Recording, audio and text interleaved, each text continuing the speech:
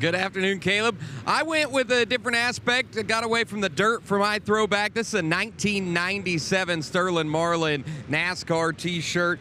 This one pulled straight out of Dad's barn. First time this shirt has ever been worn. He bought this at a NASCAR race in '97, threw it in a Ziploc bag under his truck and said, this is going to be my spare shirt if I ever need it. Never needed it. Ended up in the barn, and so now I get to sport this shirt almost 30 years later. If I tie in a driver tonight, carrying the number 4, looking at the lineup, I only saw one number 4 in tonight's program, and that is Chad Freewald, I believe, heat race number 5. So we'll tie in my throwback and keep an eye on Freewald. Guys, top of the ramp, who you got on? Go ahead, Earl. Hey, man, that needs no introduction. It's 410 Sprint Car Racing and the Central PA area. A lot of the younger generation know his son, Lucas Wolf, but we honored Randy Wolf a couple years ago at the Williams Grove Speedway, and we always get to talk to him. He comes up on a weekly basis at the Port Royal Speedway. This is another fresh shirt out of the Ziploc bag. Take a look. The original Wolf, Randy Wolf out of Lebanon, Pennsylvania, buddy. I am envious of Brian's shirt because when Sterling Marlin won the 1994 Daytona 500, I was the most excited 4-year-old in the country. My absolute favorite race car driver ever. So that's special. I love that shirt. But I'm wearing Brian Clausen. I moved a couple years ago from Indiana to Washington, so a lot of my older shirts are back home in Iowa. But BC was a really close friend of mine this year. We've been missing him for 10 years. 12 years ago, he won the Chili Bowl. In the last 16 years, I missed one Chili Bowl. 2014, the year Brian won, and to the day he passed away, I heard about missing his Chili Bowl win, but I know Brian, he loved this race, so I'm excited to wear his shirt. I'll try to represent him as much as I can. Yep, no doubt about it, guys. Hey, we had some action last night at the top of the ramp. We're going to see what tonight holds. Guys, thank you very much. We are ready, rocking and rolling already as heat race number 1 and 2 have rolled their way down the ramp for their first of what should be about 5 hot lap sessions total tonight. 9 heat races between the cars that are entered in. We do expect to have Clinton Boyles at some point in time during the booth, but he had told us last night, Dad's racing tonight, want to be up in his pit able to help him out. So Clinton will be in and out at points and times, but we do have some other special treats lined up for you as well. Yeah, absolutely. Getting our drivers lined up for our annual tradition, the drivers only segment. That'll happen during qualifiers a little bit later on in the program. We'll let you know who's going to be a part of that here as we roll on through the show. But certainly one of my favorite aspects, just getting the drivers that wheel these midgets around this Expo Raceway. They're professional and, oftentimes pretty entertaining takes about the racing just from their experience being the ones able to do it now to join the broadcast and kind of see it from our perspective. So that'll come up later on tonight. It's definitely a different point of view. Qualifiers tonight should be our drivers only segment. We're looking forward to that and much more. As let's take a look at car number 89, the Bear, Big Daddy, whatever you want to call him, Chris Windham out of Canton, Illinois, getting ready for season number 2 on the road with the World of Outlaws NOS Energy Drink Sprint Cars, and here once again to contend for Chili Bowl Nationals in the 89. First time he's going to be running the Chili Bowl as a dad, as he in Georgia welcomed Waylon James back February earlier last year. So first Chili Bowl. Congratulations to those two. Our former colleague Georgia Hannah-Berry, well done. Matt Sherrill out of that Second Opinion Auto Setter group, the Dan and Patricia Harris-led team. His qualifying night. We will see the final car out of that stable tomorrow with reigning NASCAR O'Reilly Auto Parts Series champion Jesse Love in a Blake Harris prepared machine, but Matt Sherrill's turn here on Hasty Bake qualifying night. How about Frank Flood? I know it was a delayed celebration at the shootout a couple of weeks ago, Caleb, after the A-Class disqualification to Jet Yanis, but a driller's a driller, and he comes in with a lot of momentum back with Jody Rosenboom. Congratulations to the prior pilot, picking up another driller there. Nice to see him. He has got a big old smile on his face and a very relaxed attitude, and a good piece for Frank, and he's got a good starting spot coming up in that very first heat race. He has drawn the pole. From the West Coast, Joel Myers Jr., Santa Rosa, California. That guy all over the country this year and internationally. Myers Jr. going outside row number 3 here in heat race number 2. These cars, again, heat race 1 and 2 is the 29J also makes its way down the back straightaway, and piloting that car here at this year's Chili Bowl Nationals is Joe Perry out of Billings, Montana. One of our soup runners, Caleb, from a year ago, made some noise in the early hours of Saturday, went up 4 mains a year ago, hoping to have a much easier run this time around. Spectacular run for the Montana-based driver, where there is no such thing as an open midget. So this is the one point in time a year he gets to come out and have some midget competition. Joe, normally a Wing 360 competitor, out with the ASCS Frontier region and more. There is the Macho Man, Brady Bacon, in the 21H out of Broken Arrow, Oklahoma. Brady, part of that 2-car Hink Racing team. Parker Price Miller had a good opening night and a good opening heat race. Brady in heat race number 2 goes outside row number 2 looking for his first Golden Driller in Chili Bowl competition, as he is a multiple-time shootout winner. Yeah, and it's also Brady's 22nd consecutive Chili Bowl, every event since 2005, as Kyle Simon will tackle second heat race, lining up in the 5th position, the Covington, Ohio native in the 23S machine. Always see Kyle a part of the Chili Bowl Nationals the last several years. Running the 7-car, the Californian Shannon McQueen will be on the pole of heat race number 2. It's a good heat race number 2. Yes. That's stacking up behind Just taking her a look as at well. that. As you look at it, yeah, she's got front row, the California-based driver, but Bacon, Myers, Perry, Simon, and more all stacked up behind her. Pressure will be on McQueen, but McQueen, you want to talk about somebody who's been to a lot of Chili Bowls. Yes. That is a fixture here at the Chili Bowl Nationals in the Expo Raceway. Jake Johnson will be in that second heat race. He's got outside row number 4, Rehoboth, Massachusetts. I think it's Rehoboth. Actually, I don't know. Rehoboth. Thank you. Yes, one of our drivers from Massachusetts, pavement modified driver, if I'm not mistaken. Tackles a lot of the racing up there in the Northeast. John Clabundi, Fort Calhoun, Nebraska. Oh, sure. Take the easy town name on that one. I was about to say, yeah. Clabundi, the 77J, another veteran. As so far, we've seen a lot of veterans out here in the first and second heat as they roll in a little more moisture into the surface. Eric Guyot, Fanny Still. Wow. One of our foreign-based drivers. I have to take a look at that. I have never heard of that town name in my entire life. Somebody internationally about to blow my phone I was about to say, give us a lesson here in geography. But yeah, these cars are going to roll the racetrack in a little bit longer. They, much like yesterday, put a lot of water on this racing surface. We saw how nasty that curb began. Actually checked in with Chili Bowl Gravel. Brad Chandler, part of the lead of the track prep crew here at the Expo Raceway. Felt like they missed the bottom just a little bit there in the feature.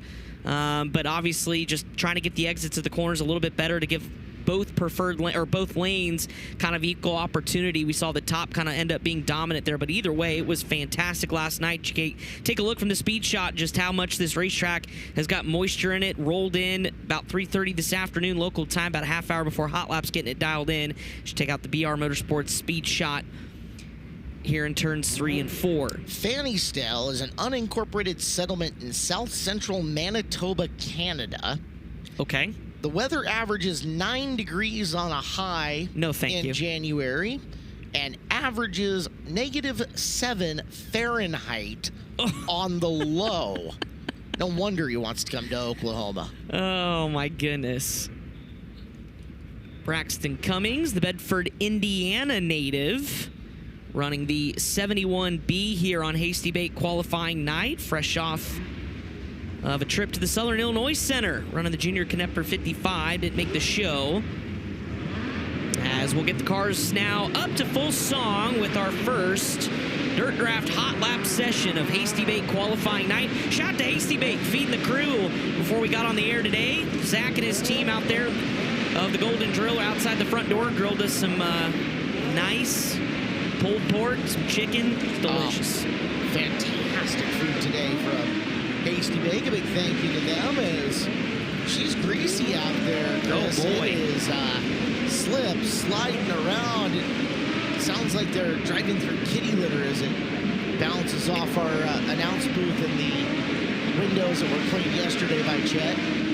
Look at how slow the field is having to tiptoe around this racetrack. We talked about the moisture that they put in. It's going to take a session or two, these cars. And granted, if you know you're in these first 2 hot lap sessions, you're going to really have to get your race car dialed in, loosen it up a little bit just because of how much moisture is in the racetrack. Now, obviously, it'll begin to not be greasy and it'll start to roll in, but right now, everybody having a hands full. Not going to learn a whole lot, Caleb. Right now, it's about just making sure the race car rolls and is up to full song as you see Chris Windham having to negotiate some traffic, and these lap times not indicative at all of the performance of these race cars. They're going to pack for a minute or two here, I think, Yeah. and then we'll try it again. It's something that we've seen out on the major sprint car series. First saw it with the Outlaws. High Limit, it's done it. Okay, run them out there, pack around, let them get some speed for a couple of minutes, and then repack and try again. And almost always you start to see those times come down full second or more. Yeah. 14.4 seconds is a second off where we were in main event action once it had slowed up. So Yes. we're looking to be high 10s, low 11s. That's where they're targeting, trying to be in by the time we're done with this. Toward the end of hot laps yesterday, I remember Sammy Swindell ripped off an 11.2. So way off the mark, but again, just early here as we get some of that moisture and the grease rolled back into the racetrack. As take a look at all the clay stacked up on the front end of the Kyle Simon machine. Clinton said yesterday, it's rare that you use the mud scraper here at the Chili Bowl Nationals, but these drivers last couple of days in the first round of hot lapping have had to do that pretty significantly. As you can see, the black and blue with white number 2, driven by Matt Sherrill, is, well, it's a white and brown clay number 2D coming through the corner. He had a good showing last year. Made the show 13th in his prelim A main, and then made the Saturday C feature. Just couldn't get out of it, but it's been come to the Chili Bowl now 22 different occasions for the driver to Collinsville, Oklahoma. Feels like that Second Opinion Auto Center team gets better every year. Drivers come back, the equipment does a little bit better. They're further up in their preliminary nights. They're further up on their Saturday starts. Especially, too, when they bring back drivers like Matt Sherrill that have experience with the team. It's been pretty consistent. Tanner Berryhill as well. See what this next session can do, but you're right. The progression of that team has been stellar as Brady Bacon will get back on the loud hammer. Again, watch these times. We're expecting them to drop by a full second, if not a little bit more.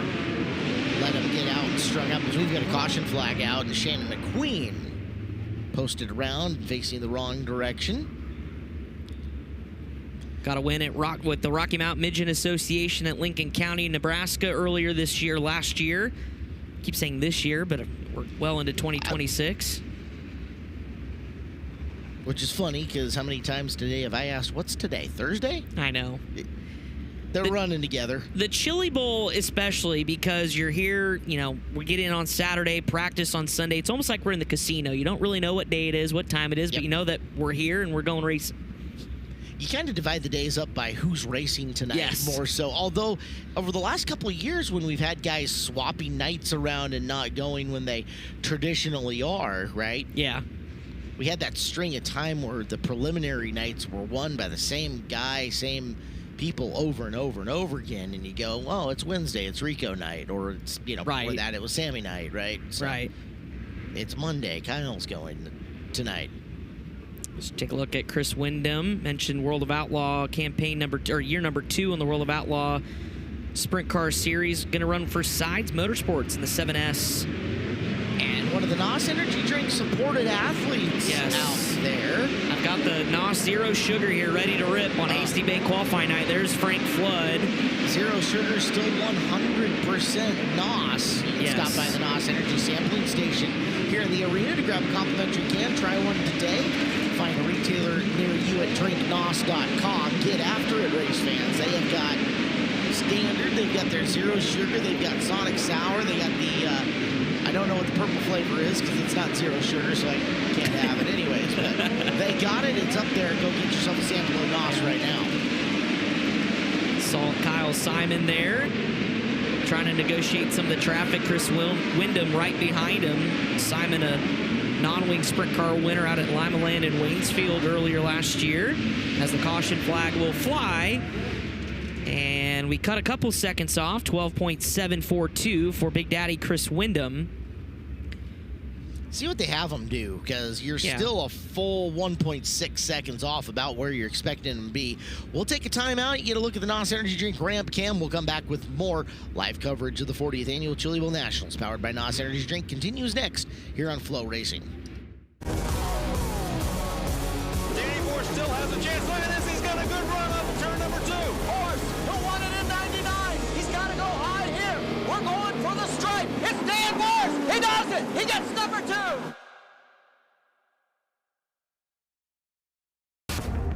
Every lap, every race, every bit of paint traded for every heart. Go ahead, open up a can. What you put in your body matters. The focus to stay locked in, the energy to keep going. From the shop to the wrenches to the driver's seat. Wherever life takes you, make sure you're fueled for it.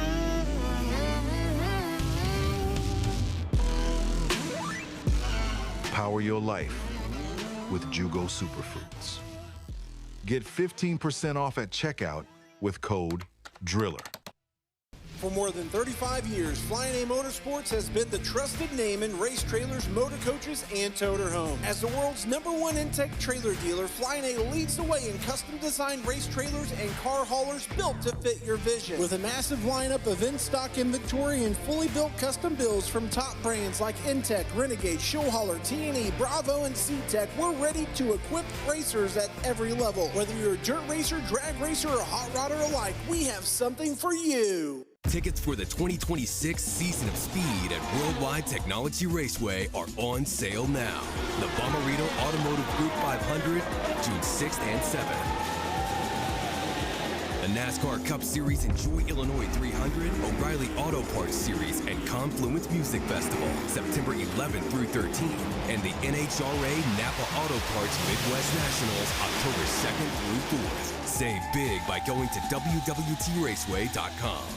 At Buzzy Racing, it's all blood, sweat, and gears because we're racers first. We're a family business, but more than that, we build what we'd race. Steering boxes, transmissions, rear ends. If it goes under the race car, we build it.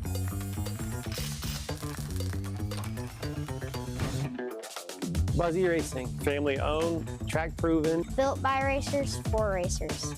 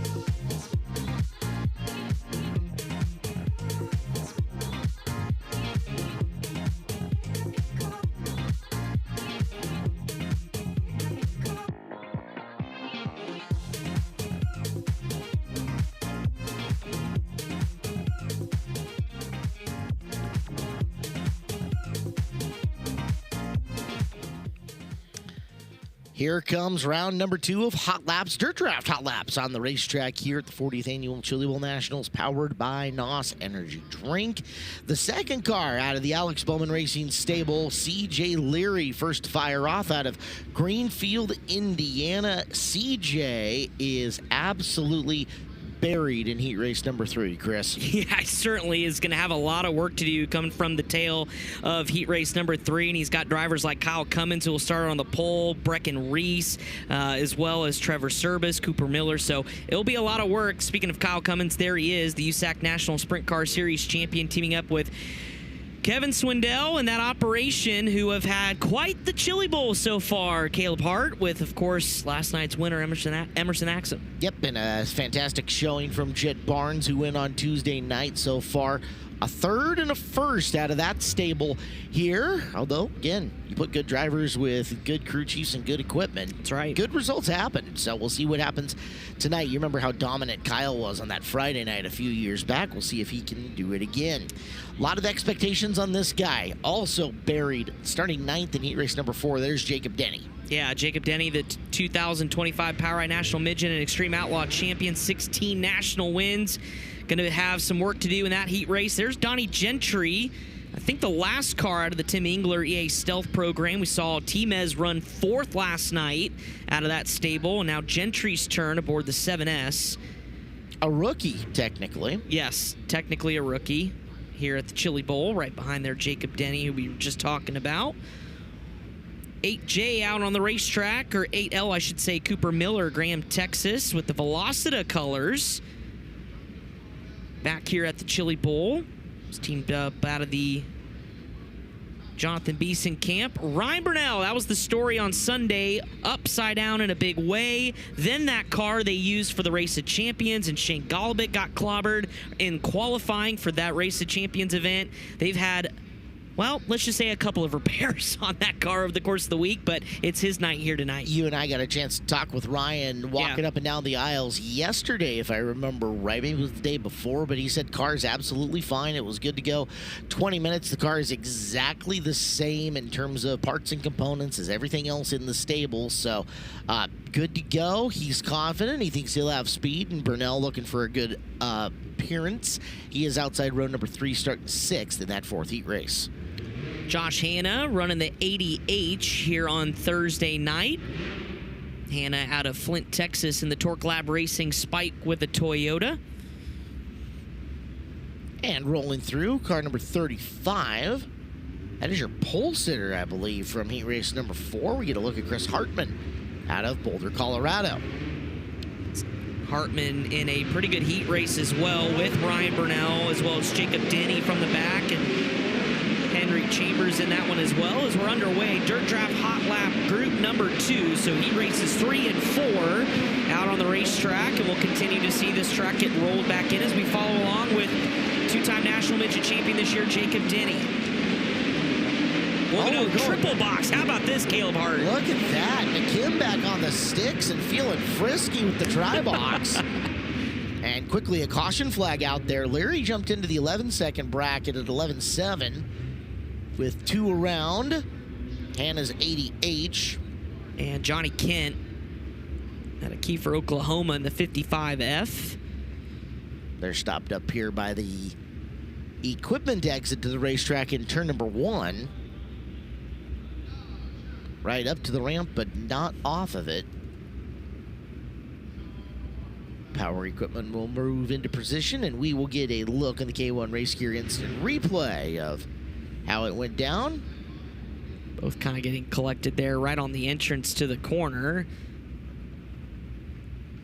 Got to welcome in Caden Sorali. Sorali in the 14T car from Stockton, California, is carving out a very good wing sprint car career for himself in Cali. Nice to see Caden here once again. Was really good in the micro sprint. And has just climbed up the ranks, continues to put good laps in the books, and continues to win races in California and doing some traveling up and down the coast as well. And looking back at Kyle Cummins, who had for a long time been out of the Glenn Steyer stable. Glenn Steyer's a part of this program, but Kevin Swindell on the wrenches this week here at the Chili Bowl in an all-star 4-car lineup, as you mentioned earlier, with a first and a third already this week. And now it's Cummins' turn,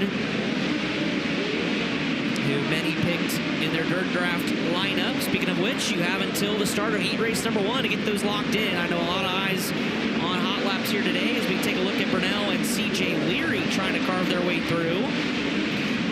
And we talk about this, Caleb, every night here at the Chili Bowl. Survive hot laps. 2 heat races at a time. You can certainly lose it all and not really gain much here. A lot of cars out there here in the 2 heat races at a time. Hot lapping run. Leary's still the fastest, up at 11.7. Burnell has made his way to 11.9. Denny Holbein. And it looks like Weissensell is the 5th fastest.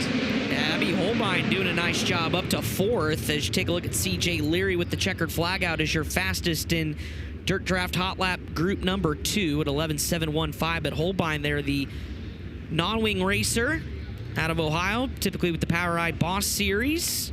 But CJ Leary trying to carry the banner and have not one but 2 of the Alex Bowman Racing cars locked into the show. Of course, Briggs Danner put on a heck of an effort on his prelim night. Just came up 1 spot short of the prelim win, but what a redemption run for him. Now CJ Leary, who's been really consistent, Caleb, in this building with Alex.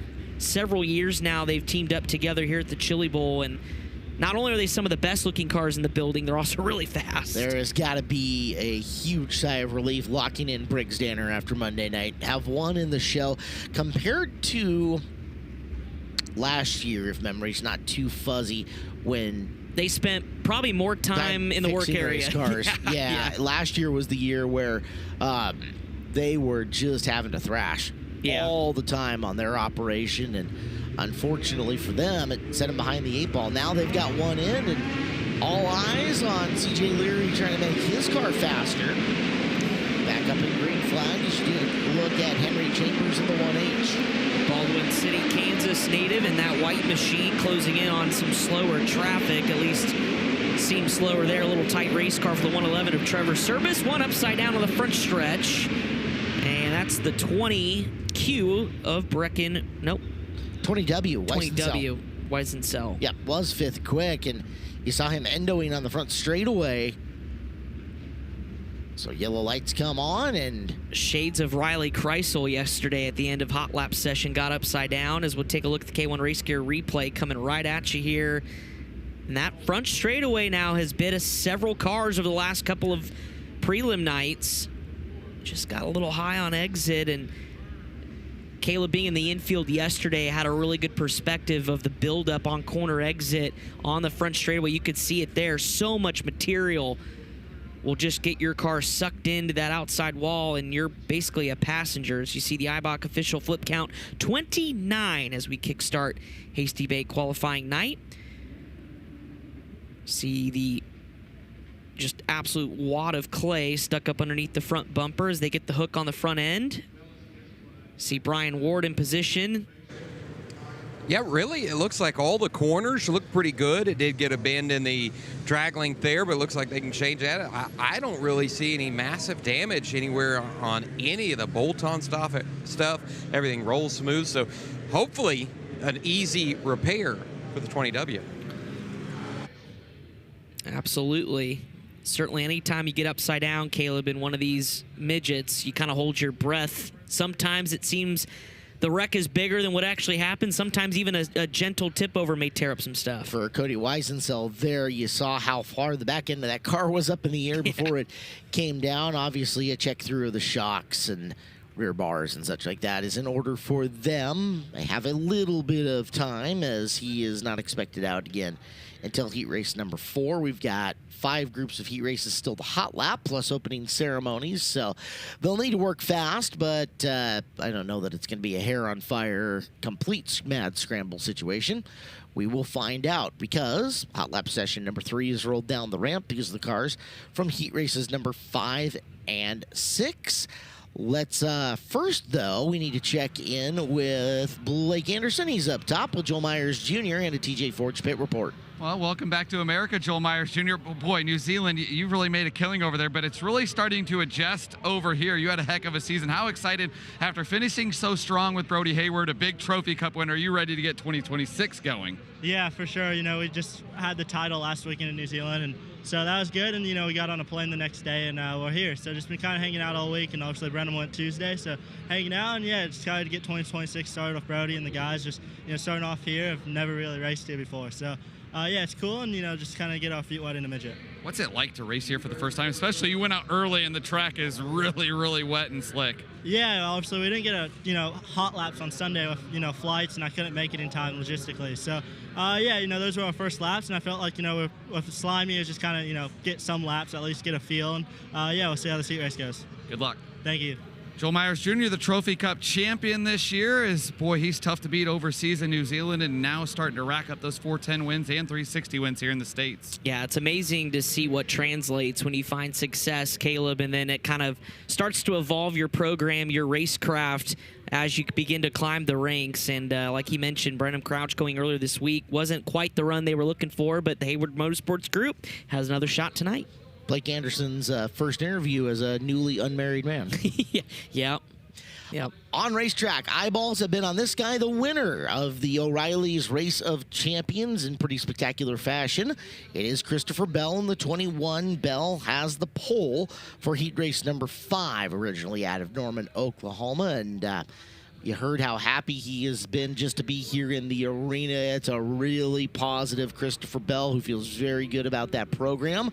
I'm sure he's got some nerves going into tonight. We'll see how he ends up performing. Yeah, I mean, obvious nerves just because this is your own stuff. You're hands-on. This is your deal. But at the same time, after his performance of the Race of Champions and what Caden Brown did on his prelim night and the speed that they've shown, got to be a lot of confidence coming into today. In that 5th heat race, Christopher's starting up front, but there's going to be a lot to watch in it behind him, including this guy going outside row number 4 for Keith Kunz Motorsports. It is Ashton Torgerson in the 67A, outside the 4th row for the Glendale, Arizona driver. And boy, looking at that heat, we're going to have a lot of fun trying to figure out who's going to be chasing Christopher down. Absolutely. And Ashton's always shown a lot of speed in this building, whether it's at the Tulsa Shootout or here at the Chili Bowl Nationals. Was top 5 in the prelim last year, his best to date. So we'll see if that trend will continue upward here as the 4-time winner in sprint cars and micros takes on this next group. And there is Spencer Baston. Many had pointed at Spencer as a lock-in favorite coming into this week. The NOS energy drink colors on that RMS Spike with the Speedway Toyota. Of course, a Race of Champions winner. He was a prelim winner 2 years ago on Thursday night. And Caleb, he has just been consistently fast every year. Also of note on that one, and Brian Walker talked about this during the Chili's pre-race show, is that they have gone back to the car that they were so fast in 2 years ago for Baston. Okay. So back to that one in which he had that monster night that was up and going, and he looked like the fastest man on the planet as opposed to last year's car. And apparently he came out of Hot Laps absolutely raving about how good it was. So could be a return to form for Spencer Baston this year. Absolutely. Carter Sarf, Mason City, Illinois, the Shark in the 5 machine for Chase Briscoe Racing, slated to go off in the 6th spot in heat race number 6. Really cool opportunity there with the Chili Bowl sponsorship raffle that happened with Chase Briscoe. They picked a winner on social media, and it's the Jerry Mullen Cancer Awareness Special. Really cool cause for Carter Sarf. As you look at the ASCS champion yet again, Sam Haferteep Jr. Sam really good here in this building, as well as he has been up front in heat races, qualifiers, and had good starting spots in the A main event. Eyes peeled on the American Sprint Car Series national champion coming in as Sam. He is in that same 5th heat race with Bell, Haferteep, that man, Trevor Klein out of Mooresville, North Carolina, one of the Millbridge graduates. That's right, and first-time national midget winner this year with the Extreme Outlaw Midgets at Jacksonville Speedway. Of course, a multi-time Millbridge track champion. Really confident coming back, Trevor Klein. Works on his own cars, builds them with his father, Troy Klein, and, of course, brother Nick Drake. As you look at Clinton Boyles' dad, Joe Boyles, back in the building. Greenwood, Missouri. Former A-main starter, and Joe's got that car cleaned up, and I know Clinton, they're ready to go. I love it. It is old school, it's clean, it's classy looking, and Joe has a lot of fun coming out and competing every year. Heck, got a heat race win a few years back. That's right. Parker Jones on Raceway, the Blue Mountains, Wisconsin driver in the 41J. Parker is in heat race number 2. He is right behind Spencer Baston on the inside of row number 3. And there is a guy from out in my area, although residing and competing in Indiana at non-link sprint car competition. Chance Crum back in the building here. He is driving the 7R tonight. Chance sprint car starts in Indiana, USAC National Sprint Cars, as we're underway in our draft hot lap session number 3. Spencer Baston getting up to full song here. Already was to the top of the board, 11.376. Makes that 11.366, but now Carter Sarf, and now to 11.351. These are close to the lap times that we were expecting to see. Is it Sarf, Baston? Braden Chiaramonte is the white and green car you see down in the lower third of your screen at the moment. So that is Chiaramonte in the bottom left, Sarf in the upper left, and Christopher Bell and Ashton Torgerson in the upper right. As it is Chiaramonte now the fastest guy at 11:3:45. An absolute gasser out on the West Coast, and always fast inside this building as Chiaramonte will shut her down at the checkered flag and lead. Dirt Draft Hot Laps 11:3:45 is the lap time, and boy, what a start to his preliminary night as well. A couple of wins this season coming into this building, and off to a good start. He spent some time under the Tyner Hurst banner out on the West Coast, and boy, has taken his knowledge and applied it to be very, very fast here in the third round of Hot Laps. Commercial break coming up. Round 4 of Dirt Draft Hot Laps next here at the Chili Bowl Nationals, powered by NOS Energy Drink on FloRacing.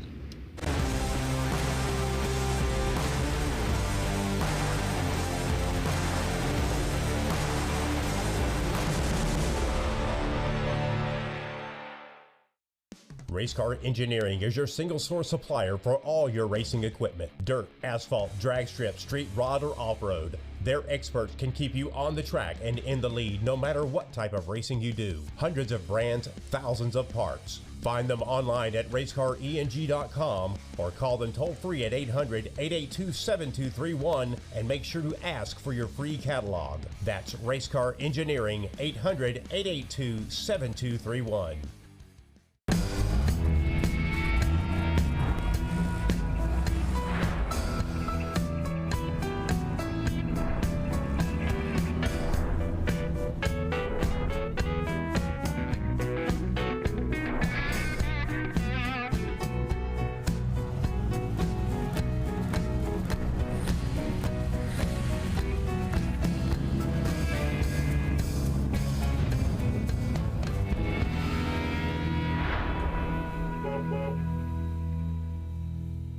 The 3 for Me, only at Chili's, keeps getting even better with the Big QP, and all this for just $10.99.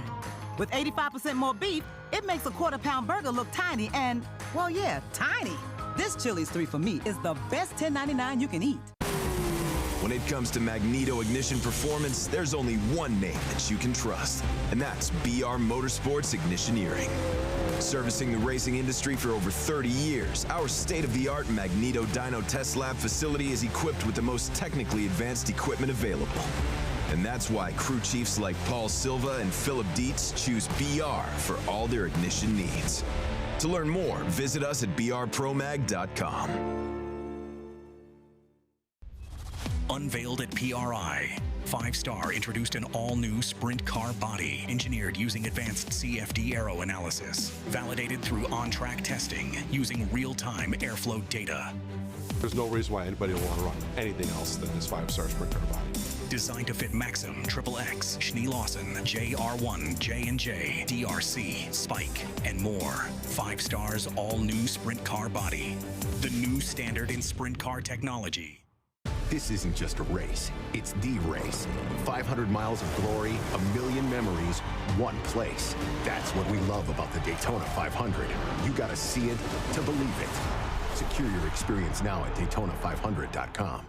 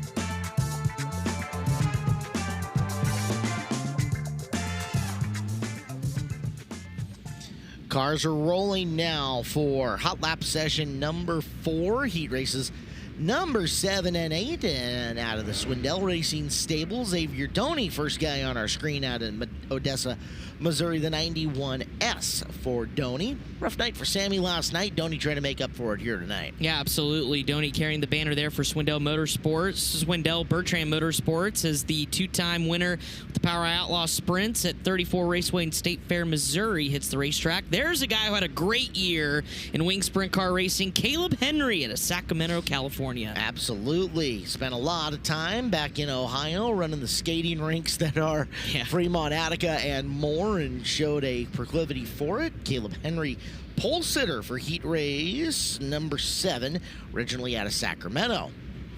Bondio team is back, and Danny Stratton is back with him out of Reading, Pennsylvania. Car number 47, Stratton inside row number 2 in heat race number 8. Yeah, first start here at the Bowl since 2023. The 6-time A-Main starter began back in 2004. As you take a look at Cole Wackham out of Simi Valley, California, running the 73 machine on this Thursday night with the Woodland Auto Display partnership on the side of that car. Green flag here on the session. As you're taking a look at car number 8, Jeffrey Abbey out of Boyd, Texas, on racetrack, the white and blue machine. There's a look at Doney down on the inside. Everybody free training the bottom here early. Wearing it in and working it through right now. Shiramonte still has the fastest lap. Be interesting to see what Danny Stratton does, because how good Zach Dawn looked in the other Bondio car on his prelim night, led early in that preliminary A feature and was strong throughout much of the night. Expect Danny Stratton to have the same kind of speed as the All-Star Circuit of Champions champion Caleb Henry. Caught up in some traffic, trying to find himself a little bit of daylight, not want to get in trouble here in hot laps. Was 5th quick on the board, by the way. Wakeham had worked his way up to 4th quick, and now it's Stratton 4th fastest as they're starting to make some better times here later in the session before the yellow lights come on. So Danny Stratton will be the best in this 4th group of Dirt Draft Hot Laps, 11.409 for the Bondio 47. Ooh, all right, so we get our first check-in. TJ Forged Pit Report. Earl Hoon, you have got Braden Shiramonte with you. Thank you, Caleb Hart. Yeah, Braden, hey, you were at the top of the charts here in Dirt Draft Hot Laps. That 54 and F looks very good out there. You also have a very good starting spot in your heat races to gain valuable points. Yeah, I felt really good. After practice, the track just was really slick, and I didn't really feel very comfortable right there. I felt really good, and just been watching all week, seeing what everyone's doing, and yeah, I think I've learned a lot this week, and we're starting pretty good, so hopefully we can go, I think, 5-2 or 5-3 to get some pretty good points. Braden Shiramonte trying to make his 2nd prelim feature in his career. Last time he was able to do it, he finished 17th back in 2023. All right, Earl, thank you very much. We were talking Caleb Henry there for a second, Chris. It's weird. One of the new pathways that's developed here in racing is California to Ohio, and then to on wherever you're going next for wing sprint car racing.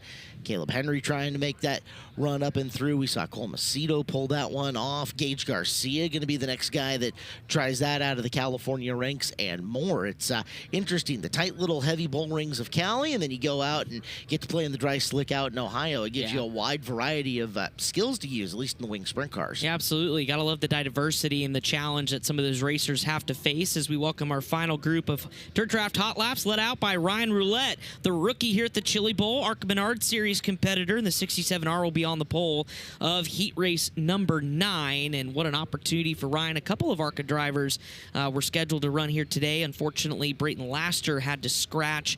He did find a substitute driver, but we'll see Ryan Roulette tackle the Expo Raceway on his first Chili Bowl prelim. Kevin Newton in the seat of the 3U, Terre Haute, Indiana driver outside row number 4. Good to see him with a ride here for Chili Bowl weekend. There's a guy that does a lot for motorsports across the board in open wheel racing through his Honest Abe's business. Big fan of Kevin Newton, the human being, and what he does to help racing out in a lot of different places. Yeah, puts a lot into the sport, but also is a pretty fierce competitor with a lot of wing sprint car starts as well. As you take a look at Chili Bowl champion Tanner Thorson back in the building with the Smith Tie Factory Cane Featherfoot. By the way, his T-shirts with the open trailer with the semi, that Very was cool. Pretty.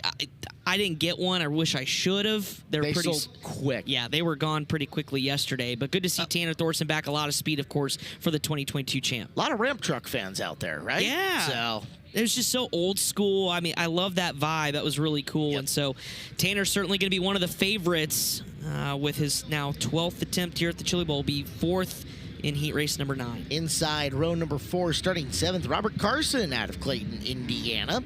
He will roll off right next to Kevin Newton, as we'll only get one heat race worth of cars out here onto the racetrack for hot lapping. Those drivers who drew those numbers awfully happy, because much less crowded racetrack here for their hot lap runs, including the Florida man, Danny Sams III, who goes outside row number 1 in his midget debut. That's right. The high limit winner at Bridgeport in that rain-shortened event, getting his first crack at it here. I think this is beneficial for him to be in this 9th heat race because, like you said, a little bit open of a racetrack, get this car wound in. But what a personality Danny Sams is. I know he's been looking forward to this, and we're happy to have him here at the Chili Bowl. The real deal, Andrew Deal. Interesting starting spot for him outside row number 3, the Caney, Kansas driver. And truly, those first few rows of this heat race, we have time to get there and analyze it, Chris, but it's Roulette and Sams on the front row of this one. It's going to be the most wide open and developed racetrack with two guys who have an approximate amount of, 10 midget laps between them and all practice laps. Up on the front row ahead of Tony Pennick, the micro racer that we've seen here more than a few times. There's a look at Tony, who's flying the world's largest rookie ribbon, making a midget debut. And then Tanner Thorson on the outside of row 4. Right. For Tanner, the wild card factor of those first 3 guys in and around him is off the charts. Yeah, absolutely. That's really going to test your patience if you're Tanner Thorson. Obviously, he is so experienced and understands the task at hand, but again, kind of with that unknown of what the front row is going to do, how Tony Pennick's going to react.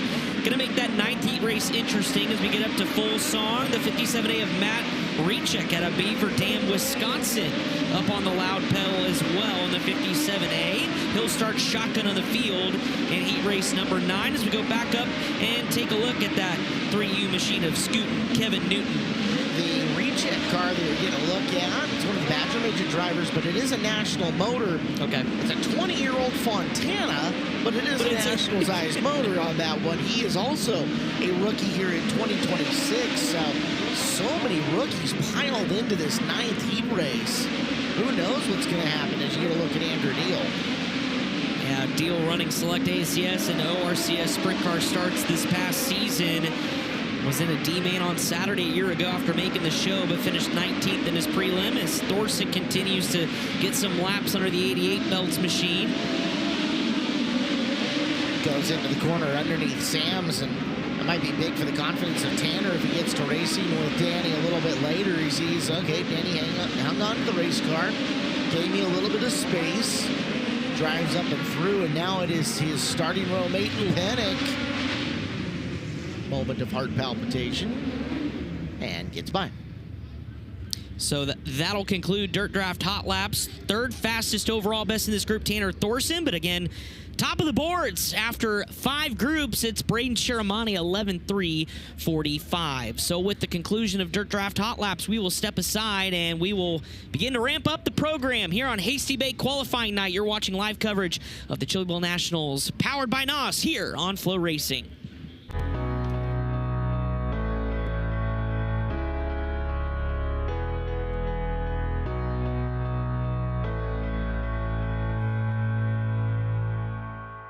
Go harder, faster, stronger with Rod End Supply. Whether you are running industrial, farming equipment, or a race car, Rod End Supply has the assortment of rod ends, radius rods, and specialty products that will help you lead the field in performance. Our superior design means our rod ends last longer and perform better, giving you the edge on the track and saving you money. Contact Rod End Supply or order online today at rodendsupply.com. We don't just sell them, we race them.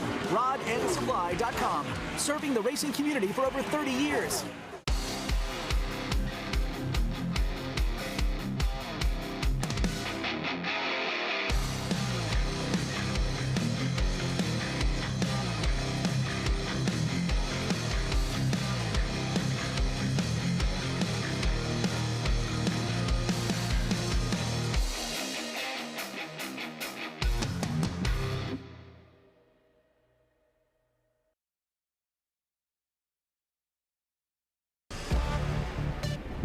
There's a moment behind the wheel of what I've built where power overrides gravity.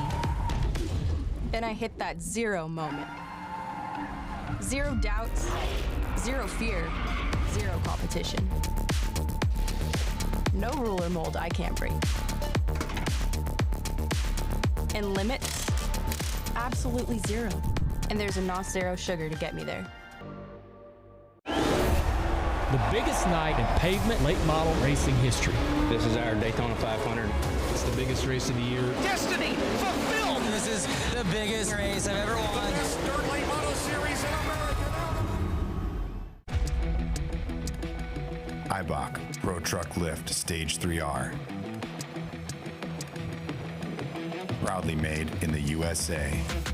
Designed for the most rugged and demanding off-road trails. Featuring front 2.5-inch coilovers and rear 2.5-inch reservoir shocks. Developed to provide maximum traction, consistency, and control off-road and on-road.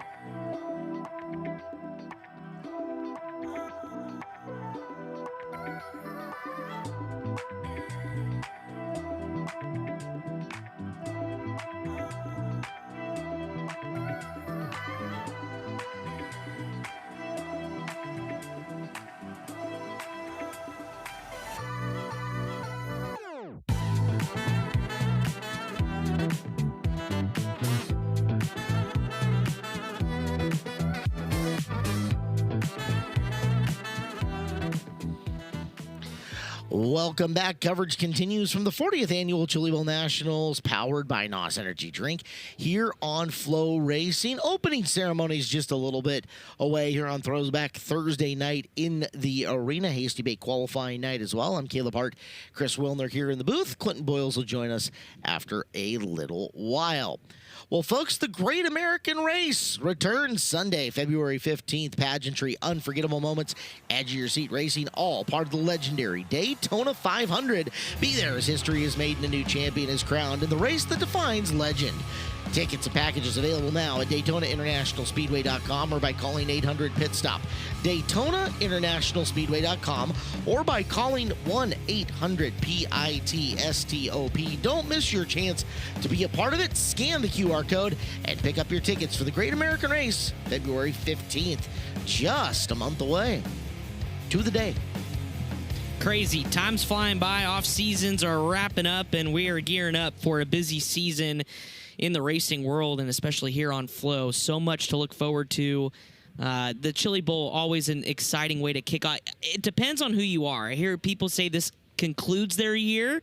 I hear others say this kicks off their year. I don't care how you look at it. This just sets the tone for me. It doesn't matter awesome what. 1 week in the middle of the off season, right? Yeah, that we get to have fun. All right, Chris, have you locked in your dirt draft lineup? I am doing it as we speak, but yes, why don't you tell the folks about it, because no, I guess I didn't do that well. Well, I gained up a little bit. If you want to play with us, it's fantasy racing at its best. New subscribers are getting a $15 Tyler Courtney gift card to his web store, shopsunshine.com. sunshine.shop. And you can take on the Flow crew, where everybody is Chuck 1126 right now, flying high and leading everybody for the awesome custom Dirt Draft Chili Bowl trophy. 2nd through 25 are going to get bonus points to the Speed Shop, where in the Speed Shop you can use your points for merchandise, tickets, pay-per-views, subscriptions, experiences, and more. Clinton is still on top. Wilner, you're right behind. We'll talk Dirt Draft even more as we got to go to the house for opening ceremonies. The trailer out front, they are not lying. Hasty Bake brings us our qualifying action here tonight on Thursday for the 40th running of the Chili Bowl Nationals powered by NOS. They're a fantastic partner, and I'm not just saying that because they fed me for free today.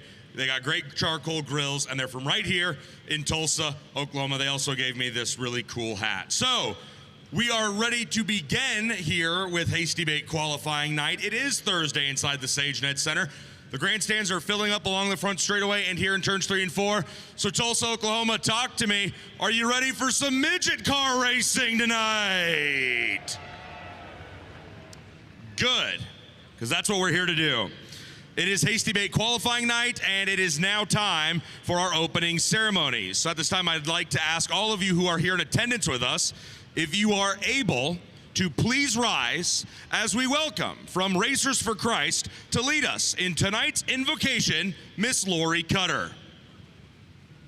Let's ask the Lord for a blessing.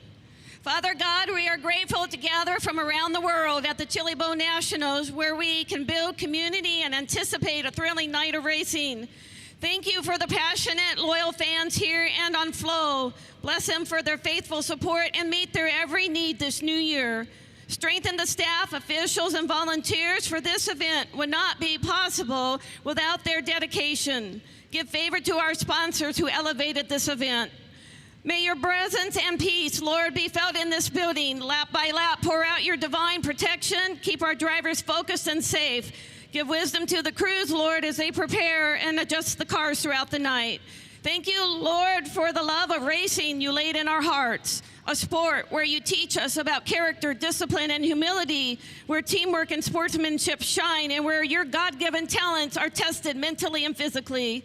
Let us not forget those deployed in the armed forces fighting for America's freedoms. Protect them, Lord, and they go about their work. For all these things, Lord, we are grateful, and may we race to give you glory. In Jesus' name we pray, amen. Thank you, Lori.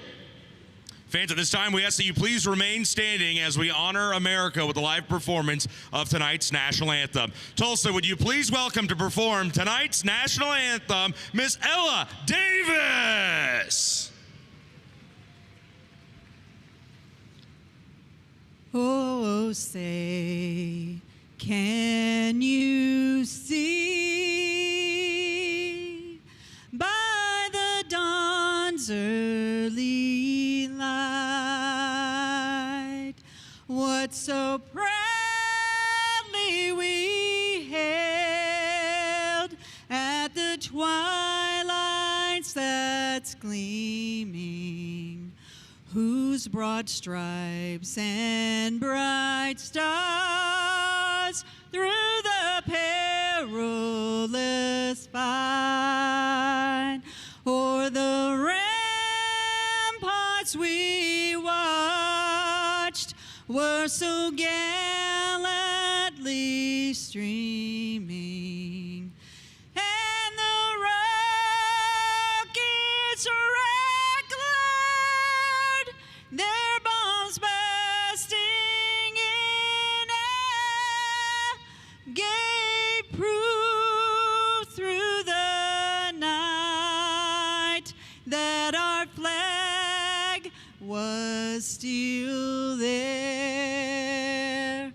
Oh, say does that star-spangled banner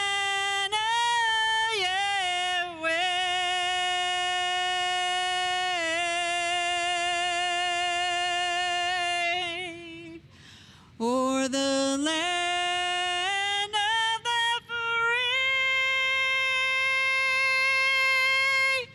and the home of the brave.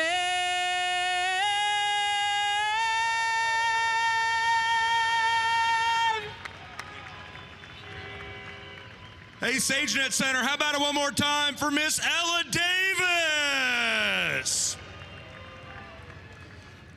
All right, folks, talk to me one more time. Are you ready to go midget car racing? It is Thursday night here in Tulsa, Oklahoma. It's Hasty Bake qualifying night, and we've got heat races coming up next here live on FloRacing. It is Hasty Bake qualifying night. Indeed, 82 cars signed in, ready to do battle Chris Wellner. They are all gunning for points. Heat races.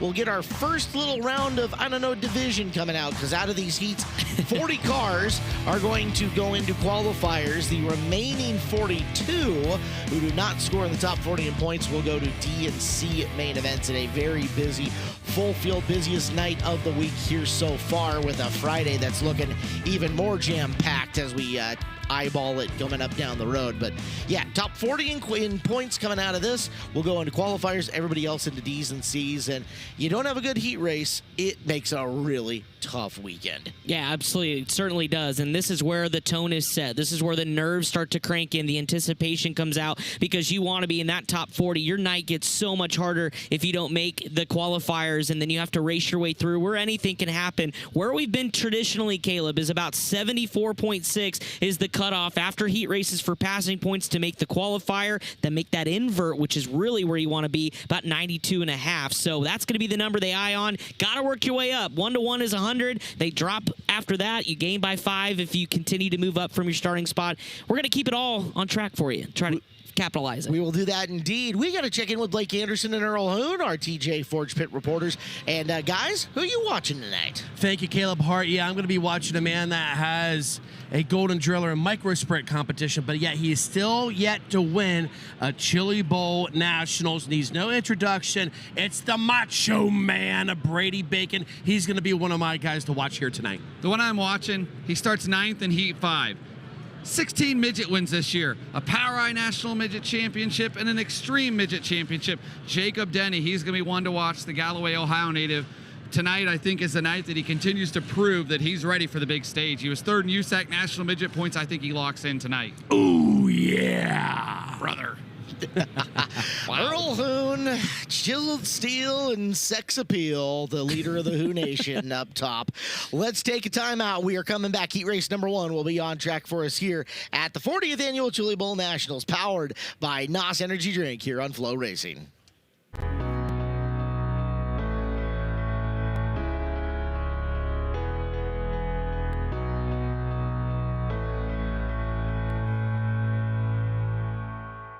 Racers don't slow down, and neither do we. At Factory 14, quality products, proven performance, and unmatched service come together under one roof. Our showroom is packed with everything for junior sprints to sprint cars, all ready for race day. Our race team and development program are shaping the future of this sport. And with professional trackside support across the country, you're never alone, you're part of our team. One team, one standard, always accessible. Factory 14, excellence in every detail.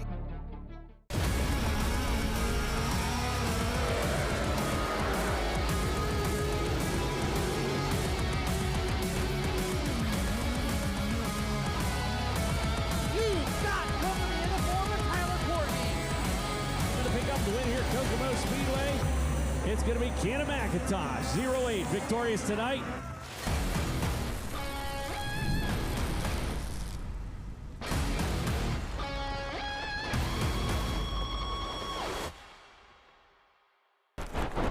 For years, our engineers have tore down everything we thought we knew.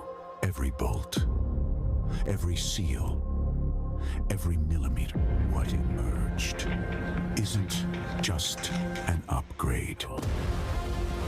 It's the new standard in racing performance. CSI NXT. Built to win. Engineered to dominate.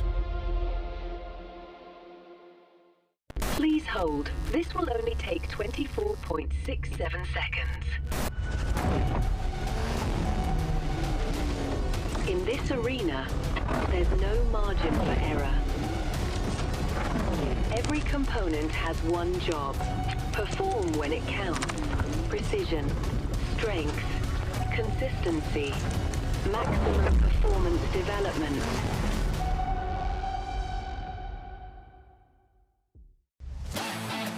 the fastest. Running first heat race on track at the 40th Annual Chili Bowl Nationals, powered by NOS Energy Drink. Lock in the Dirt Draft lineup. Yeah, you hit the button, right, Chris? I did. I barely made it, but we did it. Frank Flood's got the pole for this one. Ashton Thompson to the outside. John Clubundy, Riker Pace, Braxton Cummings, Chris Wyndham. It is Mike Sullivan and Matt Sherrill, Eric Guillot, and Kevin Studley, your 10 cars, going 8 times around. Flood in a really nice spot. 100 points has proven to be a good slot in the qualifier. You just got to come through and have a good qualifier for there. So the all-time GOAT of micro racing with the pole here for heat race number 1 and a chance to set the tone for Chili Bowl night number 4. Absolutely. The job is simple. If you're Frank Flood, you have to win it. 100 points will solidly put you in that top 40 to make the qualifier. Opportunity for Chris Wyndham. We'll see where this racetrack's at. You're going to have to make something happen if you're row 3 on back, but at the same time, patience, but 8 laps goes by in a hurry. Especially on a fresh, juiced-up racetrack like we have here. Coming out of the corner, it's a good start for Flood, and we're underway on night number 4. You can see them kind of bottle on the bottom. Wyndham trying to use the outside as they're side-by-side for that second position. As Thompson now getting shuffled out of the mix. Here comes lap number 1. Across the stripe, it's Flood. Pace. Clubundy now up to 3rd. There's Wyndham. A little contact with the 77 of Clubundy.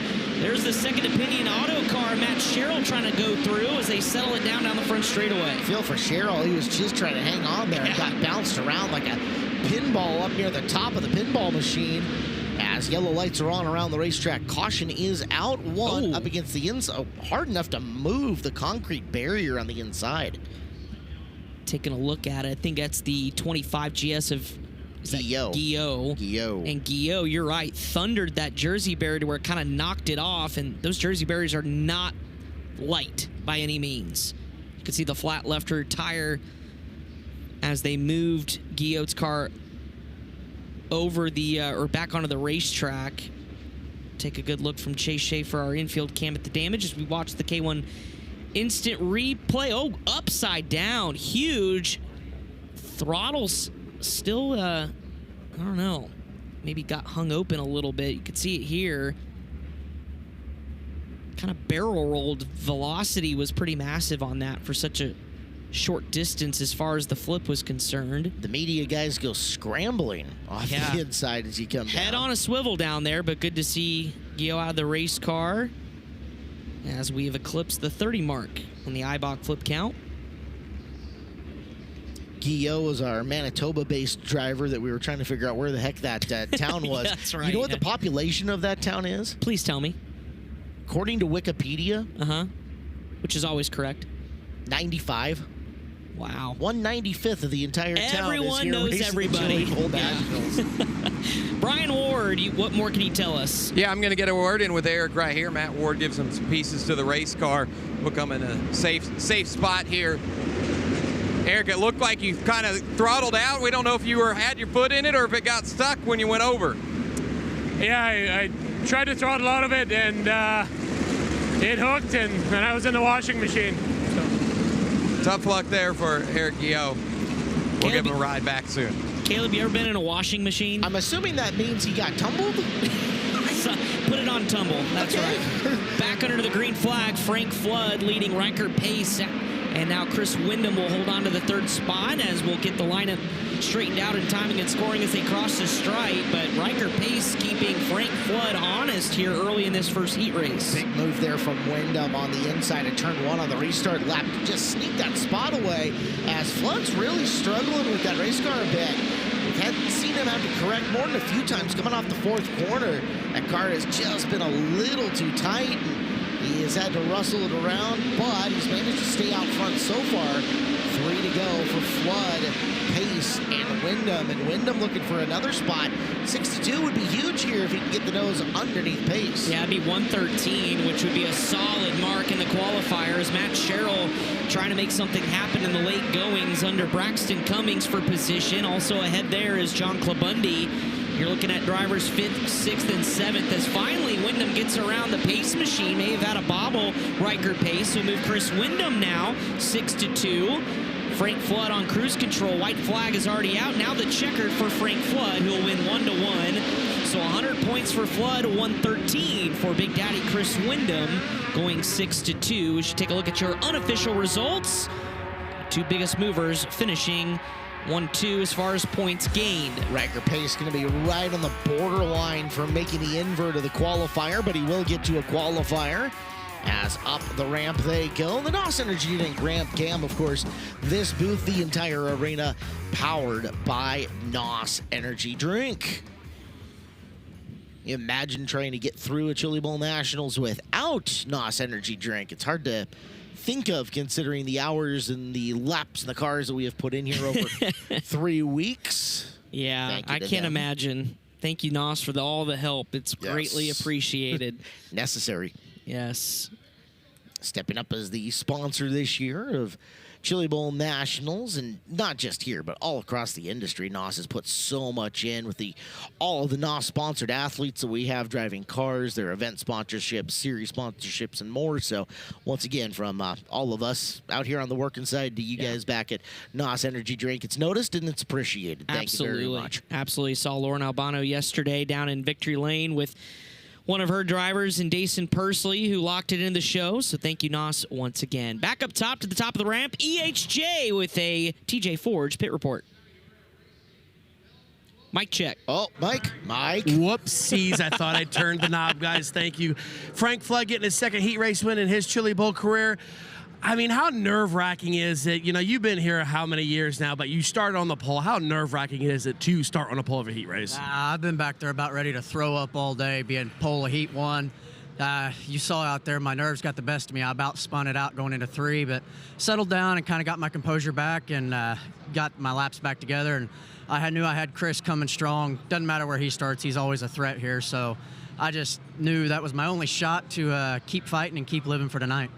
Frank Flood trying to make his 7th prelim feature in his Chili Bowl career. His best finish on a prelim night was a 6th place finish that happened last year. Yeah, he was ecstatic. I remember last year when he made the show. Just, you talk about a guy with so much success in this building, it will humble you, finally getting it done the Chili Bowl. Heat race number 2 on track. Shannon McQueen's got the pole from this one. Talk about somebody who's been on the pole of heat races here before. We'll see if she succumbs to the pressure. Dodge Carlbert to the outside. Joe Perry, Brady Bacon, row 2. Kyle Simon, Joel Myers Jr., Brandon Maddox, Jake Johnson, and Devin Doty from, say it with me, Chris Wilner, Wapakoneta, Ohio. Drinking game not getting anybody today. No, they were trying to rattle us. Nah, we're not rattled. Wapakoneta. Give us something harder. Come on. You guys gonna bring it tough. Yeah. Oh boy, I've tempted the internet. Now I'm in trouble. I know. We just opened that can of worms. Joe Perry, Brady Bacon in row number 2. It was Perry who made that massive soup run in one of the more exciting performances we've seen. And again, we talked about Brady. He was one of the ones to watch from Earl in particular up there. Brady is lacking the Golden Driller from the Chili Bowl Nationals, and he desperately wants it. A guy who has been so good without a wing on in the course of his career, and good opportunity here for him in this heat race. Yeah, and especially just to get back to Saturday night for Brady. I know he's had 2 Saturday B mains the last 3 years, was a C main a year ago, so it's been several years since he's been in that Saturday night big show. Maybe today, maybe this is the year we'll get back to the promised land for the 5-time Chili Bowl A-main starter. Keep an eye on Brady outside of row number 2, but it's all Shannon McQueen and Dodge Carlbert to set the pace. Heat race number 2, green off turn number 4. Still a little narrow getting into corner number 1. You see him bottle out, but everybody makes their way through. Bacon's got 3rd. Lap number 1, it's McQueen in front of the field. Yeah, good lap for Brady to settle in on the outside, that bottlenecked on the bottom in lap number 1. So Bacon to 3rd. Carlbert trying to hang tough there as you look at Brady. Still a lot of moisture in the racetrack, but that second groove still not quite there, but giving it the old heave-ho is Dodge Carlbert trying to keep tabs with Brady Bacon for 2nd. Got the car rotated early in the corner and diamond the turd off. I mean, you usually think of that starting higher and coming lower, but for practical purposes, it worked for Bacon, who's now up to 2nd, and closing on McQueen out in front. Bacon up to the rear bumper of Shannon McQueen for the lead at the halfway point. This is where veteran patience is right here. You wait for that opportunity to open up, and it just about did, as McQueen will skate high in 3 and 4. Brady Bacon just trying to keep the 21 locked and loaded on the bottom of the racetrack. Shout out to Joel Myers Jr. up a couple spots as well inside the top 5, as Brady Bacon now to the lead, the Macho Man with 2 to go. Saw the opportunity. McQueen got 2 wide off of 4, was right on the hammer, and bye-bye goes Bacon as he is down to 1 to go. 1 lap away from 115 points for him as we look further back in the field. That's Perry working to the inside on Simon. Simon driving up and around. Wheel stand from Perry as the checkered flag is out. Brady Bacon, heat race winner here in the second run. 115 for Brady Bacon puts him to the top after 2 heat races. And as you look back through the field, Kyle Simon, boy, that's going to be close. May not be enough, as there wasn't a whole lot of moving and shaking besides Joel Myers Jr. as we have post-race festivities here in turns 3 and 4 coming to the checkered. Looks like the 23S of Simon, one of those cars spun around. Let's see how it happened. So not or make that Perry that started it, and man, and that's Doby. Doby came in there hard. I was gonna say, I thought Simon was further by than that, so Simon gets through. It's Doby who is up on the apron. But that was Perry and the NASCAR Wheel and Modified Tour Rookie of the Year, Jake Johnson, that got together early, and Doby came in there full throttle. So we'll get those cars off the racetrack. That was back 6th on back in heat race number 2. Trying to get them off the racetrack. I know keeping an eye on the racetrack yesterday, we saw how gnarly the top side was. The berm, another topic, Caleb, over the past really 3 weeks back to the shootout. It's changed every year. Some of these drivers are figuring it out, and be curious to get some more thoughts over the course of the week. But battling hard there at the end of heat race number 2. Blake Anderson is back at the top of the ramp. He's got the Macho Man, winner of heat race number 2. Yeah, we got Earl Hoon Jr. as one to watch. Brady Bacon. And Brady, how big is that pass for you there? And is it tough to stay patient with this racetrack? Is it right now just not quite wide enough where you got to go when you get that opportunity, or can you afford to sit back and wait for that opportunity? Yeah, I mean, you have to just put yourself in a position to when the opportunity presents itself, you can take it. It's actually, the grease is pretty much all gone, and it's actually starting to get slick on entry, which is kind of what helped me.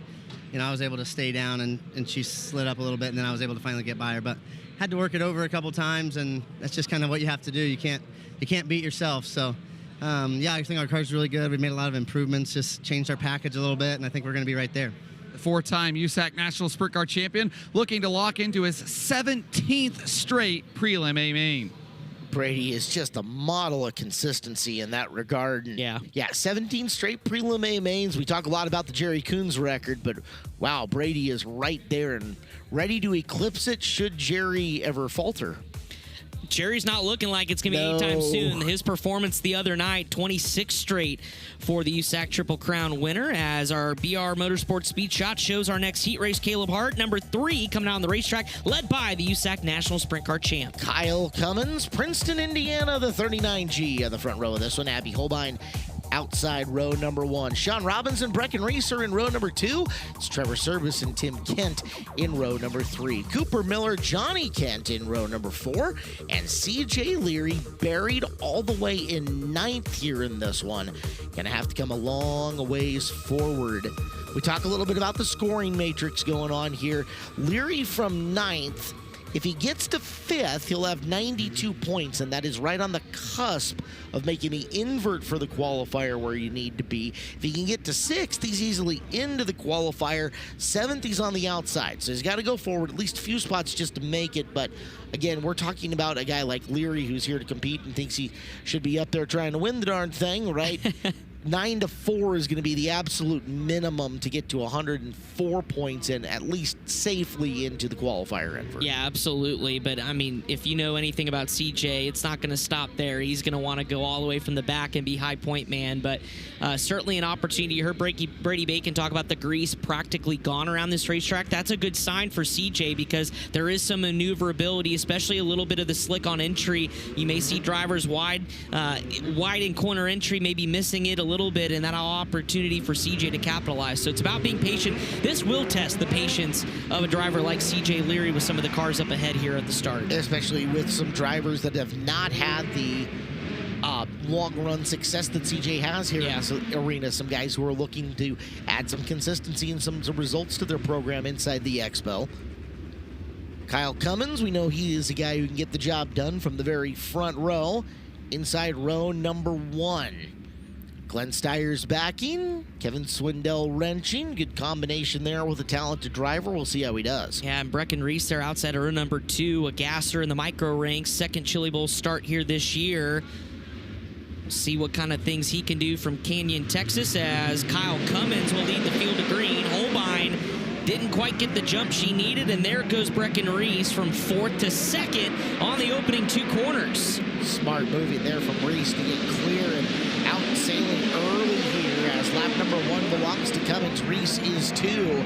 Holbein sits 3. Leary only 1 spot in the opening lap, 9 to 8. We'll keep our eyes on him in the back of the field. Yeah, got bottled up just a little bit as Leary chose a lane. We've got contact ahead of Leary, and this will help. 1 upside down. The 07 of Tim Kent coming to a stop high off of turn 4. So too is the 53 is Sean Robbins. Easy way to get 2 spots, right? Exactly. Yeah, Leary was all over the binders on that one, trying to avoid it because he was on the outside lane. At least it looked like coming into the screen. We'll check out the K1 Race Gear replay, and you can see Robbins just completely locked to the left. That car did not want to turn as he's coming through the corner. Please, please, please. And then contact with both Kents, Tim and Johnny, in and through. Robbins to a stop. Tim's got the push in behind him, and even after that little airborne flip that we have that adds to the Eibach Springs flip count, the 07 continues on. That's a good sign. I'm sure something may be at least bent a little bit. For Robbins, he's on the hook, so we'll be done. But tip of the cap to Johnny Kent, who escaped that. That was the car on the outside. Tagged the front straightaway wall, was able to keep it going and avoid coming to a stop. So I think he's probably okay. Kiss of the right rear was the bulk of the impact. Everything looks upright and fine to me. Radius rod is good. Tires good. No weeble wobble to the axle. So Leary will go from 8th to 6th as now Tim Kent, who thought we were going to get this thing rolling. Looks like the left front. Is that coming off the wheel? Left front, but yes. Right. There's a little blue.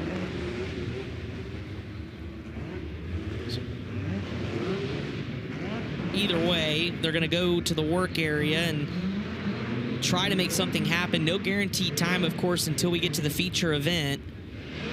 So have to, once the lineup gets set, they'll get the one to go signal this time by. And the time winding out for Tim Kent, who again started in the 6th position out of Bristow, Oklahoma. And well, I'm going to try to let him roll.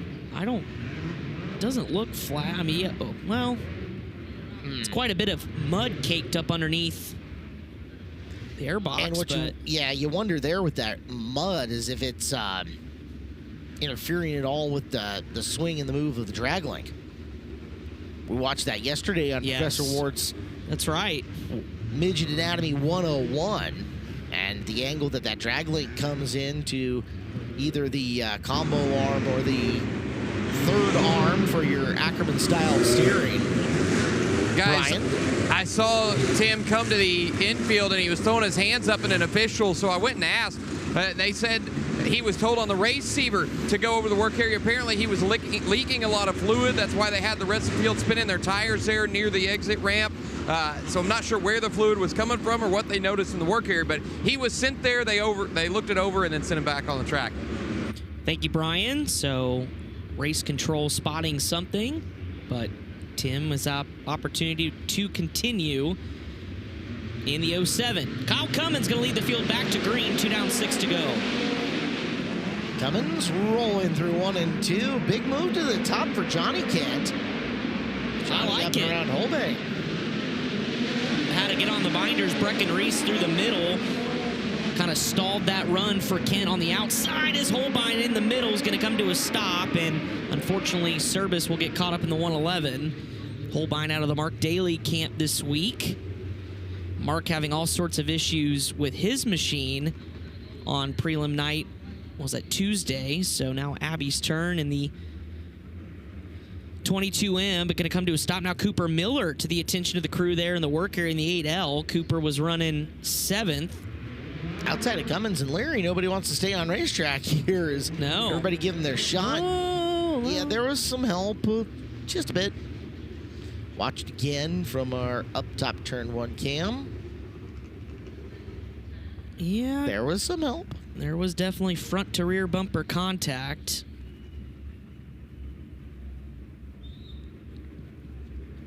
Cooper Miller able to rejoin the racetrack as we keep an eye on the lineup here. Chris, I ran over to the work area here and I talked to Jonathan Beeson, the car owner for Cooper Miller. Said Cooper pulled in, said it just wasn't running. They looked it over, didn't notice anything, so he's not quite sure what the issue is, but they're going to send him out to try it again. All right, so fingers crossed for the Cooper Miller fans out there. If that car can stay alive at this rate, have an opportunity to at least get back in the game. Definition of insanity is doing the same thing over and over again and expecting different results. Something like that, yeah.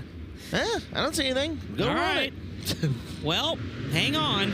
Kyle Cummins, Brecken Reese, Johnny Kent. Back to the green flag we go, and hopefully get some laps underneath them as now here comes CJ Leary. Will rip a tear off, gets by Kent for 3rd. Brecken Reese now in the crosshairs at the halfway signal. 9-2 could be a monster run here. 128 has been good enough to be way up there every night of this week. Right now, 9-3 for Leary. Sits him at 116. Just needs one more spot if he can find his way around Reese. But a yellow flag's coming, and we'll get another opportunity to restart as the 111 of Service faces the wrong way. Leary's been good on the restarts, though, just kind of knowing when to attack and pull the trigger. We saw it on Johnny Kent, so maybe even opportunity here with Brecken Reese as we take a look at what happened to the Service machine, and a little contact there from Cooper Miller. Turns the 111 around on corner entry. Cooper coming in there with a full head of steam, and so we'll get Trevor's car refired here in turns 3 and 4. A battle of attrition, but all eyes now on CJ Leary. 116 at the mark as far as points. Would love to get to 128 and set himself apart. Current high points after 2 heat races, Brady Bacon with 115. After going 4-1 in the last heat race. Cummins, Reese, Leary, your top 3 with 3 laps to go. There goes Leary, yeah, swinging up half a groove into turn number 1, coming back after Brecken Reese. Reese glued to the bottom, going into the 3rd corner. Everybody chasing Kyle Cummins. As we're down to just 2 to go. Yeah, got to have a big corner here to set up turns 3 and 4 for CJ Leary. A little bit better that time. Will close right back in. Uses that kind of half lane higher to try to build momentum. White flag is out. Brecken Reese just needs to have some clean corners on the bottom of the racetrack. Leary going to try to find a hole. It's not on the bottom. He'll go to the top, but Brecken Reese will hang on to 2nd. CJ Leary 116, 9-3 in heat race number 3, but 100 points for Kyle Cummins, leading this one wire to wire. Well done, Cummins. Did his job, and CJ Leary, an impressive climb up the field. He'll pile in 116 as we will take a timeout. Heat race number 4 coming up next here in our live coverage of the 40th Annual Chili Bowl Nationals, powered by NOS Energy Drink on FloRacing.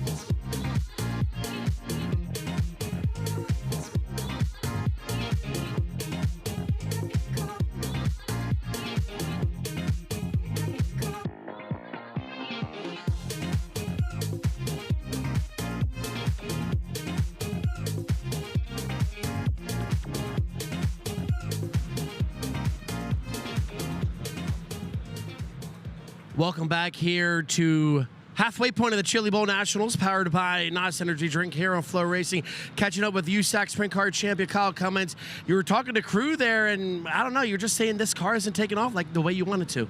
Just missing just a little bit. We'll get her tuned in there, though. Eric was Stanton will have it done, but that's one of the nervous ones, right? You start on the pole, you really need to win it and get us into a qualifier there. But Kevin Swindell's prepared an unbelievable race car, and I've never drove anything quite like it. I got to change my driving style a little bit, but the thing's got drive, and it's really good. And just got to say hey to my wife and kids at home, Carson and crew. And my daughter wants me to give her peace, so missing them, and hopefully we can have a good run here in the qualifier. Kyle Cummins has 6 prelim starts. His best finish came back in 2021, which was a second place, guys. Thank you, Earl. And like you said, it doesn't matter who you are, Caleb. The nerves are real, whether you're Kyle Cummins or you're a rookie. Chris Hartman going to be feeling them right now as we roll out for heat race number 4. Tim Creech the second, Josh Hanna, Caden Sorelli, Cody Weissensell, Ryan Burnell, Henry Chambers, Donnie Gentry, and Jacob Denny, your 9 cars, going 8 times around to add some scores to the list right now. High point came out of the last one, CJ Leary at 116. Jacob Denny's turn, starting where CJ did back in the 9th spot. Would love to go 1 or 2 spots higher. The opportunity is there. Certainly, Burnell's going to be tough outside of row number 3. He's going to look to walk away with this one. Got to get there first. Yes. And you have to survive the start. Racetrack beginning to widen out just a little bit. Not getting as high as I thought, but at least where the groove is at, the racetrack's beginning to change. A little bit of a slick developing as well. There's been passing that we've seen. There has not been a race where you aren't able to get by the road in front of you as they're going to bounce off each other a bit on the front row. Down into 1 and 2 from the outside. It's Creech the second looking for the spot.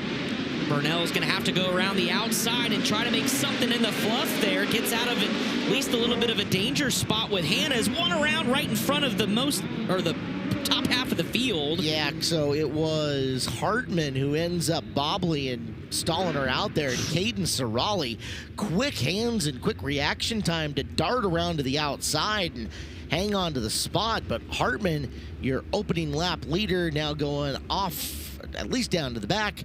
Let's watch it again here in the K1 Race Gear Instant Replay. And just like that, leader to last. Tip of the cap to the rest of the field, though, avoiding contact with Hartman. And, that's one of the difficult things for a Ryan Burnell or even what CJ Leary had to deal with, as well as Jacob Denny. It's you're trying to anticipate where the drivers ahead of you are going to go, especially on these double file starts. It's just so difficult. You're trying to think, what are their, what are they anticipating to do? What am I going to anticipate to do? And then obviously your plan always goes up in smoke when the green flag flies. Right. It's Mike Tyson who said everybody's got a plan until you get punched in the mouth. Yeah, exactly. It's a good way to put it. Tim Creech the second brings us down. Green flag out. He's got Sorelli dive bombing the inside. Caden Sorelli from second to the lead. And Burnell looking to get underneath and follow him on by. Couple Californians getting after it up the front of this. 1-2 Sorelli and Burnell. Burnell with third. Going to be up for contention as Denny's coming up, and we got one upside down big time coming through the turn. Henry Chambers saw the right rear shock just explode off that car. Major damage for the Chambers machine, who calls Baldwin City, Kansas home, and that was a nasty tumble for the 1H. But you mentioned Jacob Denny, up to 4th, up 5 positions. There he is just ahead of this accident, and a little bit of contact. That car already off the ground as it made contact off of turn number 2 in the back straightaway wall. Take a look at it one more time in real time. Oh, yeah. See the shock just dangling there as Brian Ward is on the scene. The hook to the rear of the car, and there's a lot of damage on the 1H, Brian. Yeah, they were worried about the front end to see if he was going to be able to move, but it's just kind of cockeyed here, and they'll be able to drag the car off the racetrack. Good to see belts getting undone, steering wheels off, helmets off. So good to see drivers all right after that wild one. But yeah, like you said, the right rear shock broke, a lot of damage on the front end. There's going to have to be a lot repaired and replaced on this one. I can see the Jacob's ladder and the torsion arm all broke off the bird cage. A lot of damage to the right rear. Thank you, Brian. But like he mentioned, good news is helmet off, driver okay as they get the dolly that has been put to use ever since the Tulsa shootout. It still survives, Caleb. Somehow that wheel looked like it was ready to fall off 3 weeks ago. When we come back to green, Jacob Denny, like you said, up into fourth. It's Sorali and Burnell. Creech is the one interrupting Denny from making that a 3-car tango up in the front of the field. That could be a lot of fun. Sorali looking good. See if Burnell can get him here on this restart. Only 2 down, 6 to go as they're coming back to the apex of the corner, which is supposed to be the earliest you can accelerate. And the yellow lights flick back on. And you see the drivers sticking their hand out just to alert everybody they're checking up, just to avoid any potential disaster. So sitting right now, Burnell with a 113, Denny 116. And so Jacob Denny would tie Leary if this is how they'd finish. But I know we are nowhere close to being done. Both these drivers trying to wrestle away the top spot as far as passing points in heat race number 3. Lights back out around the speedway. Sorali at the point. He's got company with Burnell, Creech, and Denny. Back under the green flag we go. It's another good start for Sorali down the back straightaway, although the car tries to step out and around from him at the exit of 2. Here's Burnell back up on him.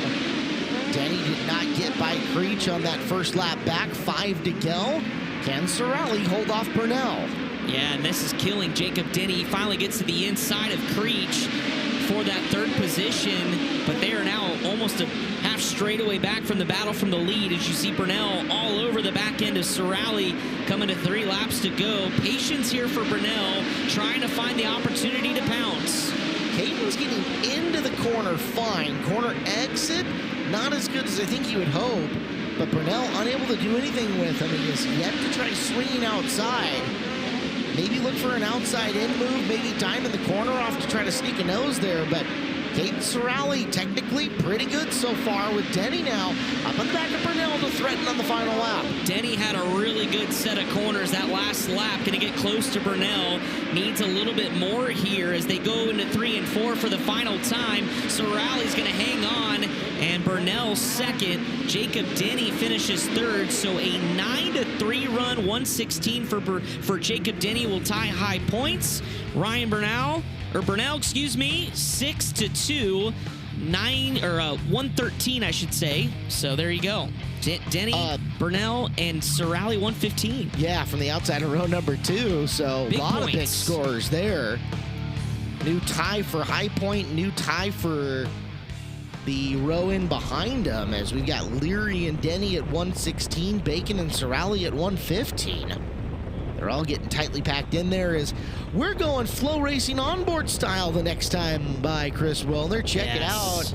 Christopher Bell letting us have the in-car camera up. The live in-car camera, which has been a little bit of a mixed bag. We had Michael Pickens the other night launch one after an accident in turns 3 and 4. Timez gave us a great shot yesterday, finishing 4th in the feature. Now Christopher Bell going to pilot with us. We're going to get to ride along the 21 around this Expo Raceway. It's going to be a lot of fun as Christopher Bell will be on the pole of heat race number 5 and looking to keep pace with Kyle Larson as far as preliminary nights are concerned. He starts first. It's the field in and around him that's going to be interesting here in this heat race. As Joe Boyle's right next to him in the 98 Beep. Sam Haferteep Jr., the ASCS national champion, and Tommy Colburn in row number 2. Braden Sierramonte and Trevor Klein, the young guns, in row number 3. Logan Julian and Ashton Torgerson in row number 4, with Chad Freewalt starting 9th. She's loaded. Let's go up top. TJ Ford's pit report. Blake Anderson. Yeah, I got Caden Sorali. Caden, a heck of a run there, holding off Ryan Burnell. How's the racetrack sorting out? Is it sorting out to your liking? You had a good run there. Yeah, no, I had a good run there. I just got lucky. I think there early was able to get the lead. And I don't know, from the last couple races before that, I saw a couple guys running the top there in 1 and 2. I knew it really wasn't there in 3 and 4. I don't know, I thought my best bet there was just to hug the bottom, and that's what I did, and it ended up working out. So Worked out just fine. Picked up the heat race win, guys. The BCRA and USAC Western States midget champion this year. Had a heck of a season. Blake, he's a former Clay Cup champ.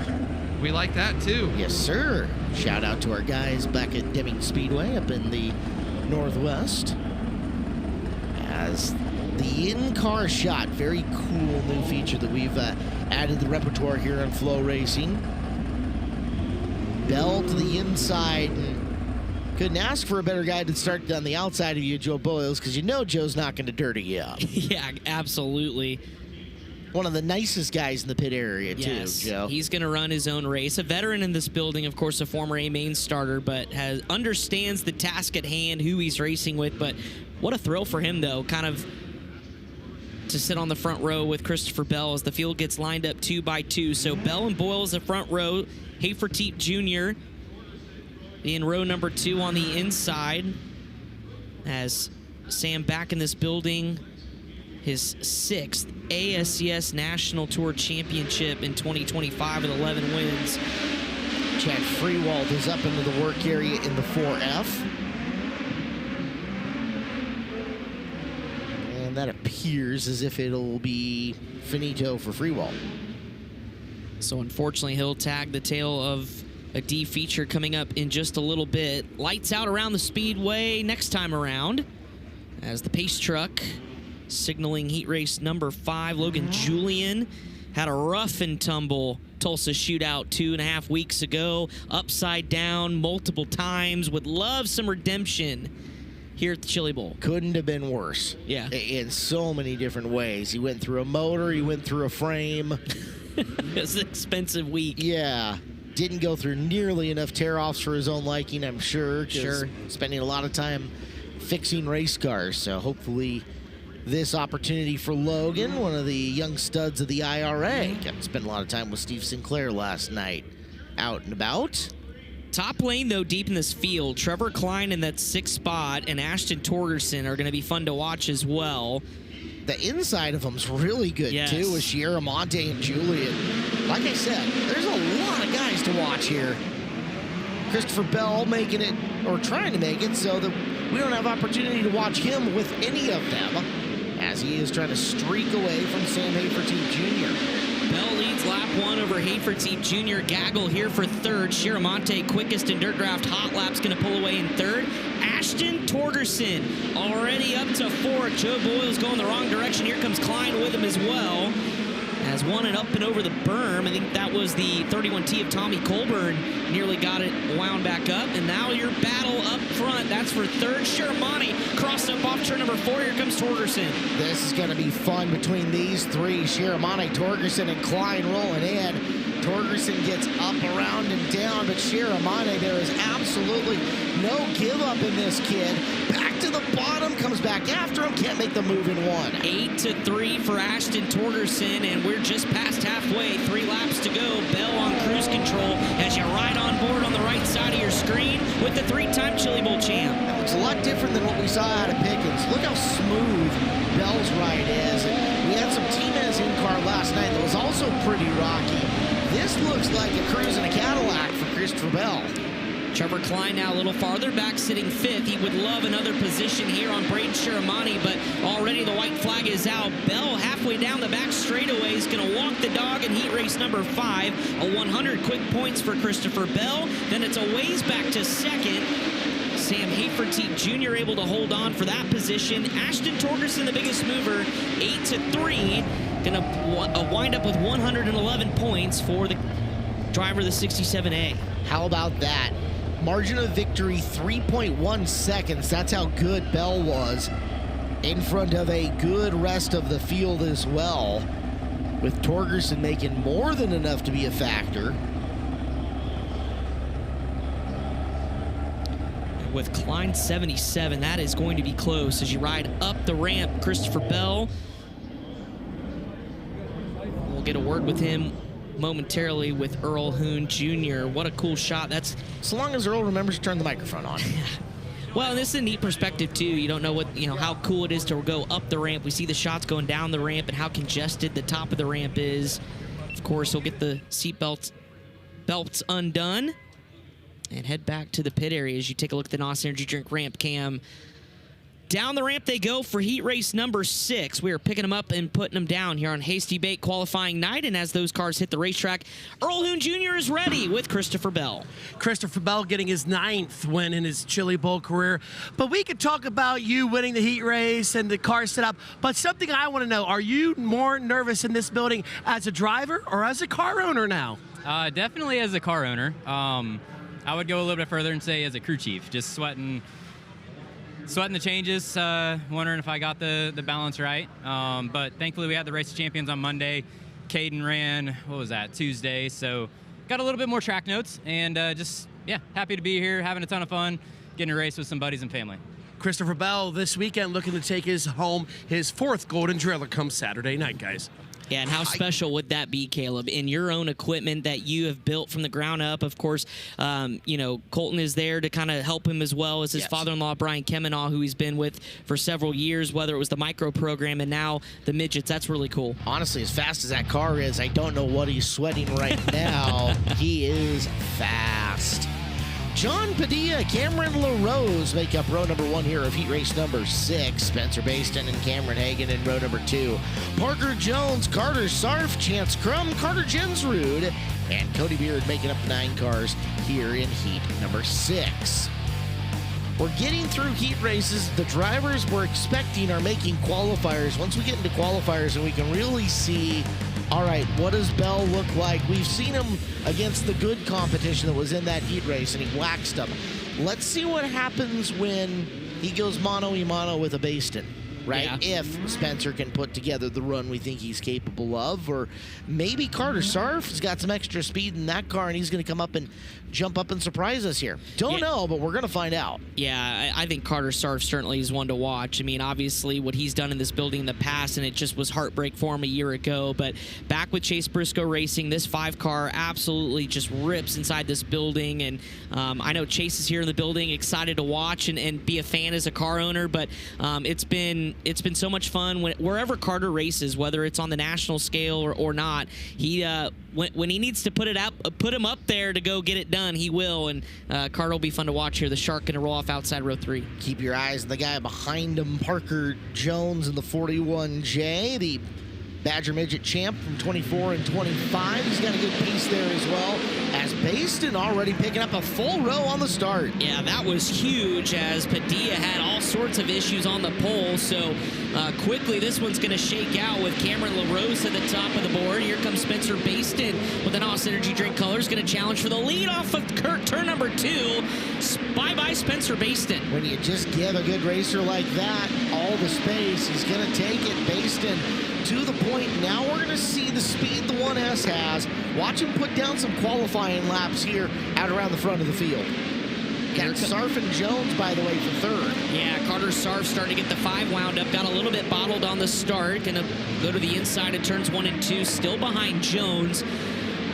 Carter can see that probably Baston LaRose pulling away, needs to find a way around. He'll go outside in. Oh, lane change there. Now has to go to the top in 1 and 2. Killed a little bit of the momentum for the 5.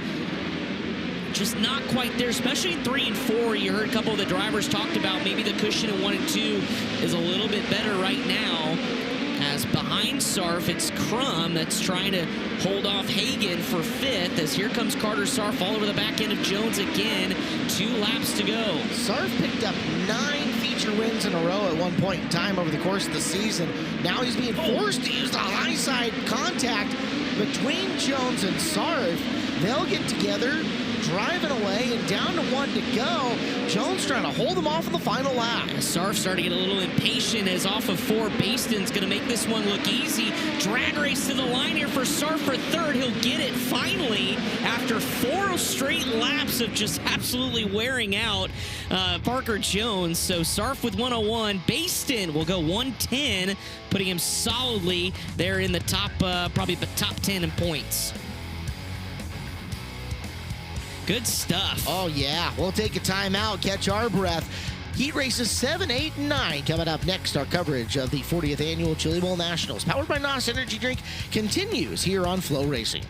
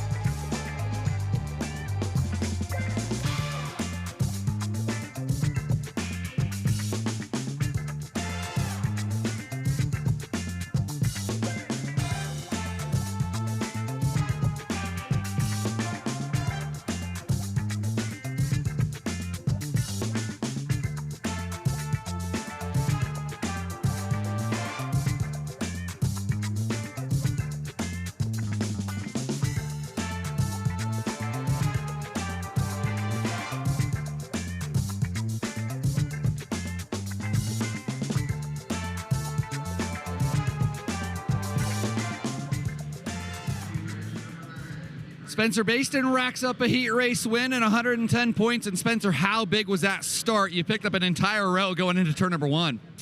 It's how I drew it up, but it doesn't always work out the way you plan. Just with who was on the front row, I needed to get ahead of them as quick as possible and just focus on my race. And through logging laps there, just trying to move around and push it a little bit. Slipped off the bottom a couple of times, just trying to figure out where this car's limit is. And we've been changing a few different things, just trying to make sure the thing's versatile through the rest of the week. So we're off to a good start. Just got to thank everyone at the RMS team, NOS Energy Drink, everyone that's cheering us on this week back home. The 2017 USAC NOS Energy Drink National Midget Champion picked up a prelim win here 2 years ago, and tonight looks to lock into his 12th straight prelim main event. Off to the start he was looking for. As we go to heat race number 7, Caleb Henry, Sean Deskins front row, Jeff Stassa, Jeffrey Abbey in the second row, Matt Johnson, Cole Wackham, there we go, Alex Vandevort, Xavier Doney, Caleb Paget, the 9 cars here in this one. Wakeham, there you go. I heard it earlier. It's not sticking, but we're working on it. We'll get Wakeham. there. Wakeham. So some characteristics a little bit different between 1 and 2 and 3 and 4. Outside lane worked for Carter Sarf there at the very end, but it took several laps. Still trying to, it's a narrow racetrack still as we work heat race number 7. But it's a racing they've been narrow. able to move on it. Yeah, it's a racing narrow, but you've got to be really precise. You can't just let it hang out high wide all the way up to the racetrack. So let's see what happens here. Contact to the tail of the field. We're not even going to go, and that's the very, very back. Is that Vandevort in the 1 and the 10 of Caleb Paget. Stasa also spun out, who was inside row number 2. And again, remember, passing points are calculated coming to the initial drop of the green. So how they'll line up now, granted, Caleb Paget started shotgun on the field, will at least help a couple of cars as you see what happened there. I didn't see what happened to Stasa, though. I didn't either. Either way, stopped on the racetrack, and he was going to get yarded to the back of the field. So if that's the case, then Matt Johnson will at least get the beneficiary of a row. All those drivers in the back of the field going, thank you. Uh-huh. I'll take that. Stoss fires off. He'll go to the back after starting in inside road number 2. Caleb Paget was trying to get refired as well. The Southern United Sprints racer with a few top 5 finishes this year, as Henry will lead the field to green when we get back underway.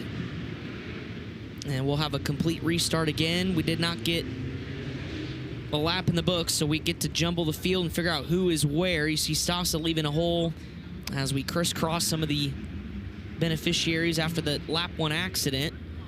Drivers communicating with our scoring tower, or scoring tower communicating with our drivers more accurately over the receiver radios or whatever in-cockpit communication receiver they're choosing to run. Everybody on the same frequency, telling them, all right, move in, move up, move in and around. One-way communication only for those of you who are a little less familiar with open-wheel dirt racing, as opposed to the two-way radios that you see in a lot of the pavement world. No in-cockpit communication from driver outbound to anybody. Yes. No mirrors either. No mirrors, no spotters. You have a weird version of a spotter here at the Chili Bowl, though. Yes, you do. Right? You don't have somebody in your ear telling you car low, car high, but you watch those guys on the back straightaway, and they've got signalers back there that are trying to tell them, hey, get up, get down, you got one coming, whatever signals they're trying to use, right? In that section of grandstand that they're going by right now, so Jeffrey Abbey will go to the inside of row number 2 as we get the restart here. Heat race number 7, and it's Caleb Henry with Sean Deskins going to slot into second. There is Abbey in third in the 8J as they are just hopping all over the place, and hang on to it, Sean Deskins. Yeehaw, Sean. Well, and yeehaw the 73 as well of Cole Wakeham. Hey, Jeff Stasa rallying back forward. Yeah. Nice move, Jeff. And Beep Beep coming through as the Swindell machine Doney kind of elbows up and forcing his way back up the field as well. So Doney's 91. Rolling in on the inside. Deskins has got his hands full here. That car does not look like it wants to turn. That car, absolutely a handful. You can just see the hand movement of Sean Deskins. Settles it down there that time. Oh, big time upside down. Alex Vandevort going for a ride and paying the spectators off turn 4 a visit. That was vicious. He flipped a long ways. It got some height and got some velocity with it. Man, riding in the 7th spot. That beautiful Shriners Hospital copper-colored design. You saw a whole lot of it there in adding to the Eibach Springs flip count. Out of the race car, you see the right front and the safety officials just carrying it away as we add now 33 to the Eibach flip count and a lot of damage aboard that machine. We were just paying notice to Xavier Doney's move up 4 positions. Here's what happened. All by himself up on the bike, and over she went in a big way. Might need the bucket for that one. I'm sure it's close. But the good news, Alex out of the race car. Brian Wardy's going to take a seat with his right front next to you there on the side-by-side. Yeah, we got Alex here climbing on the back, the Knoxville driver coming down here. No stranger to Oklahoma. Used to run a lot of go-kart racing down here. Oh, they're going to found his receiver here. A wild ride there going end over end, kind of a hard impact. How are you feeling, Alex? Yeah, that, sorry, excuse me. Didn't feel very good. You know, obviously it pulled the front end, but I really thought I got out of it quick enough. I didn't, you know. I mean, I'm not a midget racer. I run wing sprint cars, and obviously that just proved it. But, you know, I'm trying. I guess I just wanted it too bad. Well, hate to see you on the hook. Hope you can get it repaired and see you back for one of these sub-mains. All right, thank you. Thank you, Brian. Also, happy birthday to the official driving the side-by-side. Nice little touch on the banner there on the side-by-side. Happy birthday. Hey, that works out. Maybe he was wishing Big Al a happy birthday. Maybe. Happy birthday, Big Al. Green flag back in the air. Caleb Henry, Jeffrey Abbey, and Jeff Stassa after being involved in that coming to green crash up to 3rd. Xavier Doney 4th. And the Sammy Swindell 91, and he'll go top shelf in 1 and 2, leaving the door open for Sean Deskins, who dropped several positions in the opening laps. I'm waiting to see if somebody tries to go heroes up to the high side here, and it's going to be Wakeham who does it in the 73. That top has looked questionable. Here goes Doney, but somebody's got to give it a shot. Doney gave it a run, brought it back down to work on Stassa as we got the white flag out. There's 1 to go. Doney a lot better in 1 and 2. 3 and 4 still giving drivers several fits. They're just tied up on the cushion. Doney's going to try it one more time. Checkered flag is out. And we'll settle into that 4th spot. So Doney 8 to 4, the biggest mover, up to Jeffrey Abbey will score 93 points. Or 103 points, excuse me.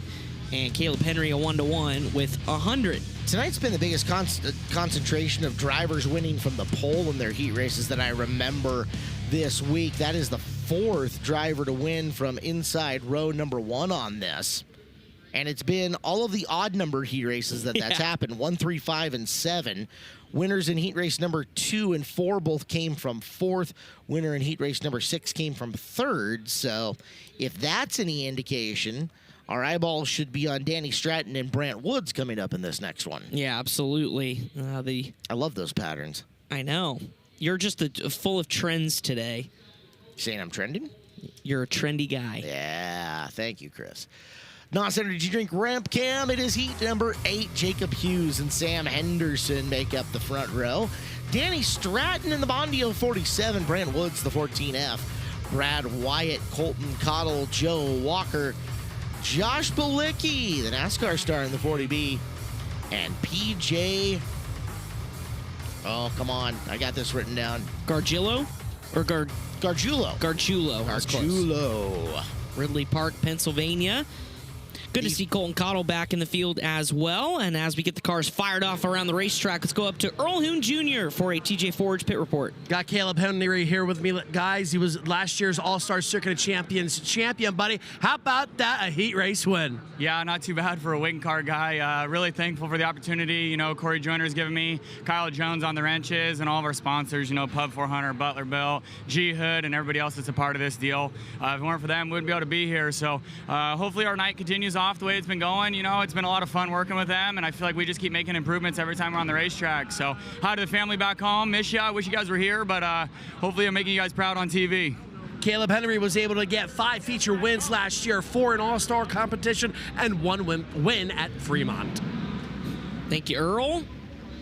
There's Tony Stewart, Grand Marshal for this year's Chili Bowl Nationals. 2-time Chili Bowl champ himself has been here all week, Caleb, enjoying the Chili Bowl festivities. It's been good to have Tony back, as yes. he has definitely added to the environment.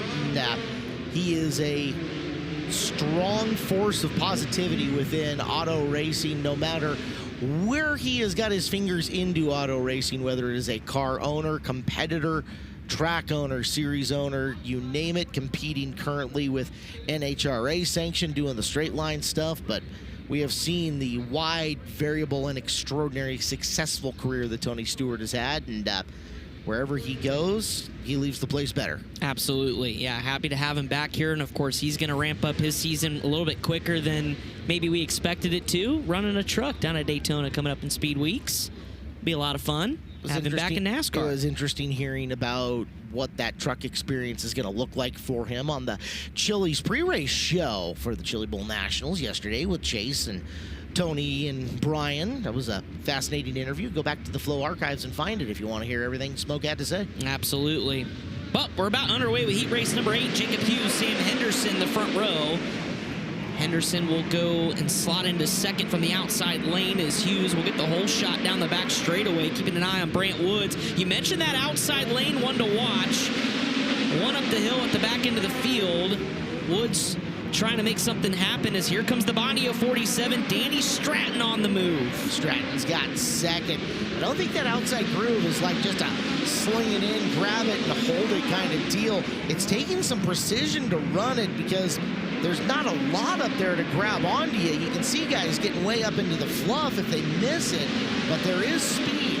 Yeah, unlike yesterday, not really a curb to hold on to. It'll easily send you up and over the edge as Stratton will rip a tear off and go after your leader. We'll go double box, battle for the lead on your left. Here comes Woods on your right, a little bit deeper in the field. Checking out the 40B of Josh Balicki in that orange and black car, trying to make some moves. He's back in the 6th spot.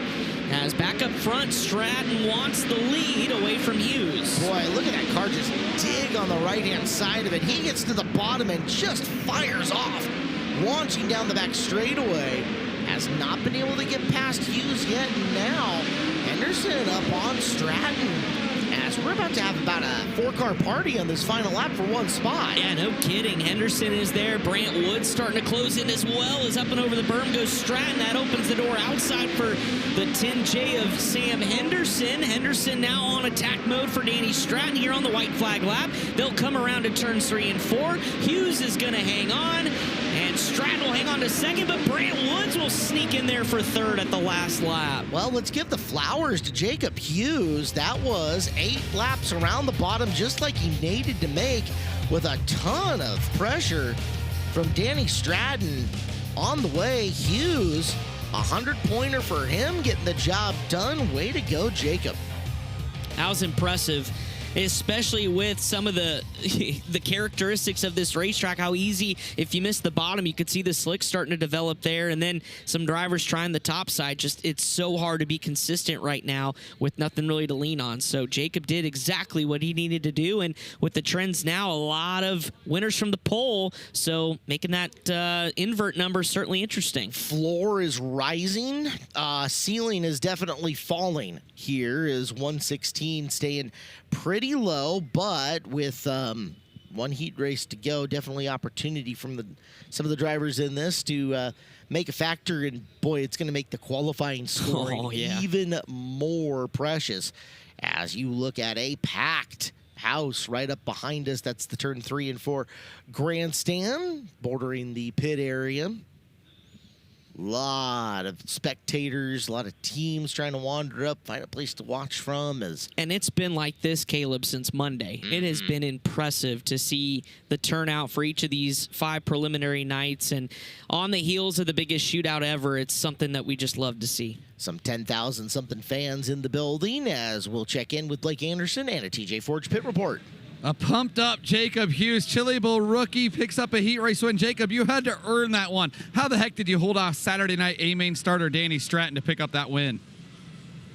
No idea. Just did it. I don't know. That's more laps than I've ever ran in a midget before.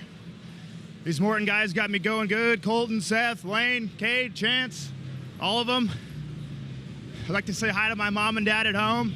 Thanks to everybody who got me into this deal. We just won a heat race at the Chili Bowl, and I don't think a lot of people even thought I should be here. Jacob Hughes, 15th in points this year at Knoxville Raceway in the 410 in his rookie season there, a best run of 13th in July. He just picks up a heat race win, and they are pumped back here at the top of the ramp, guys. As they should be. No kidding.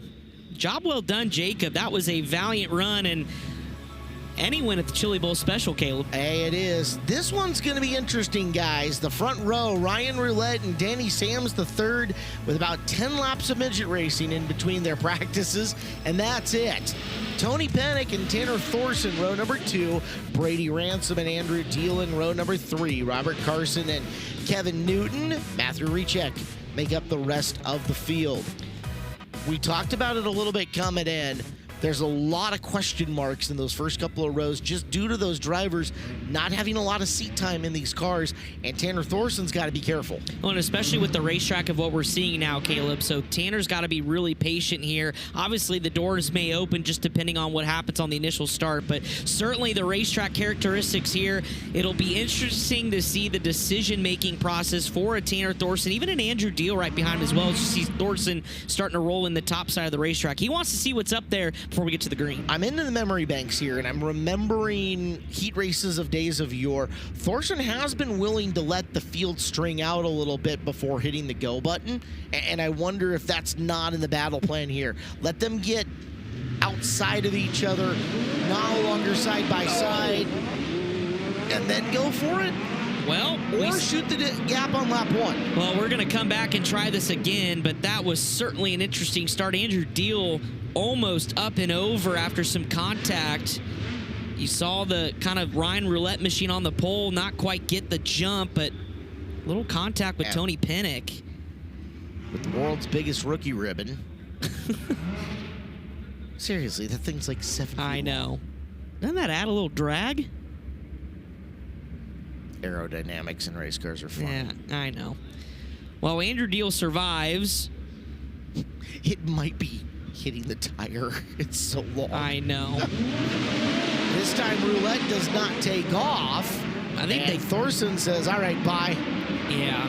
I think just Roulette was caught sleeping there as Thorson will easily take the lead and roll away. Coming up into that second spot, Danny Sams a third, but now he's upside down on the front straightaway. Welcome to the Chili Bowl, Danny Sams. Ooh. Florida man flips wildly down front stretch of Chili Bowl. News at 11. And that's a wadded up front end. You saw the thumbs up initially from the safety crew, and then now they're calling for the hook. Take a look at what happened off of 4. Just dug in on the right front. Yeah, but it wasn't like he was all the way up kind of on that ramp either. He was about a few inches off the top side.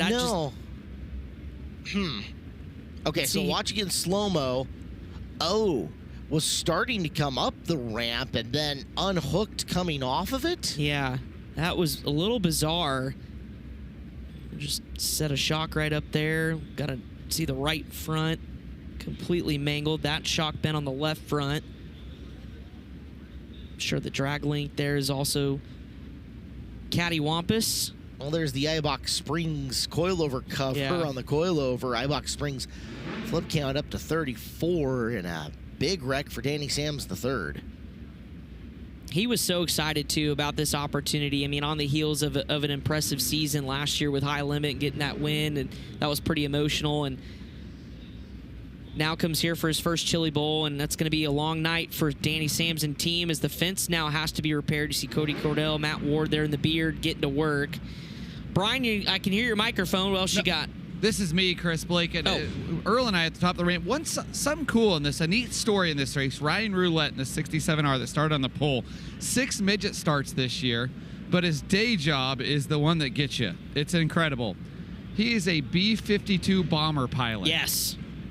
Yes, he is. The United States Air Force. It's been pretty incredible. I think I don't know of any other race car driver that can fly a B-52 bomber, but certainly Ryan Roulette is an elite company there. Also runs with the Arca Menard series as well. Did get some midget starts as well, but I know was really looking forward to being on the big stage here at the Chili Bowl. But what a story for Ryan Roulette. Got caught sleeping on that second start as they get the Danny Sams car pulled away here on the front straightaway. So we'll get the field reset and ready to go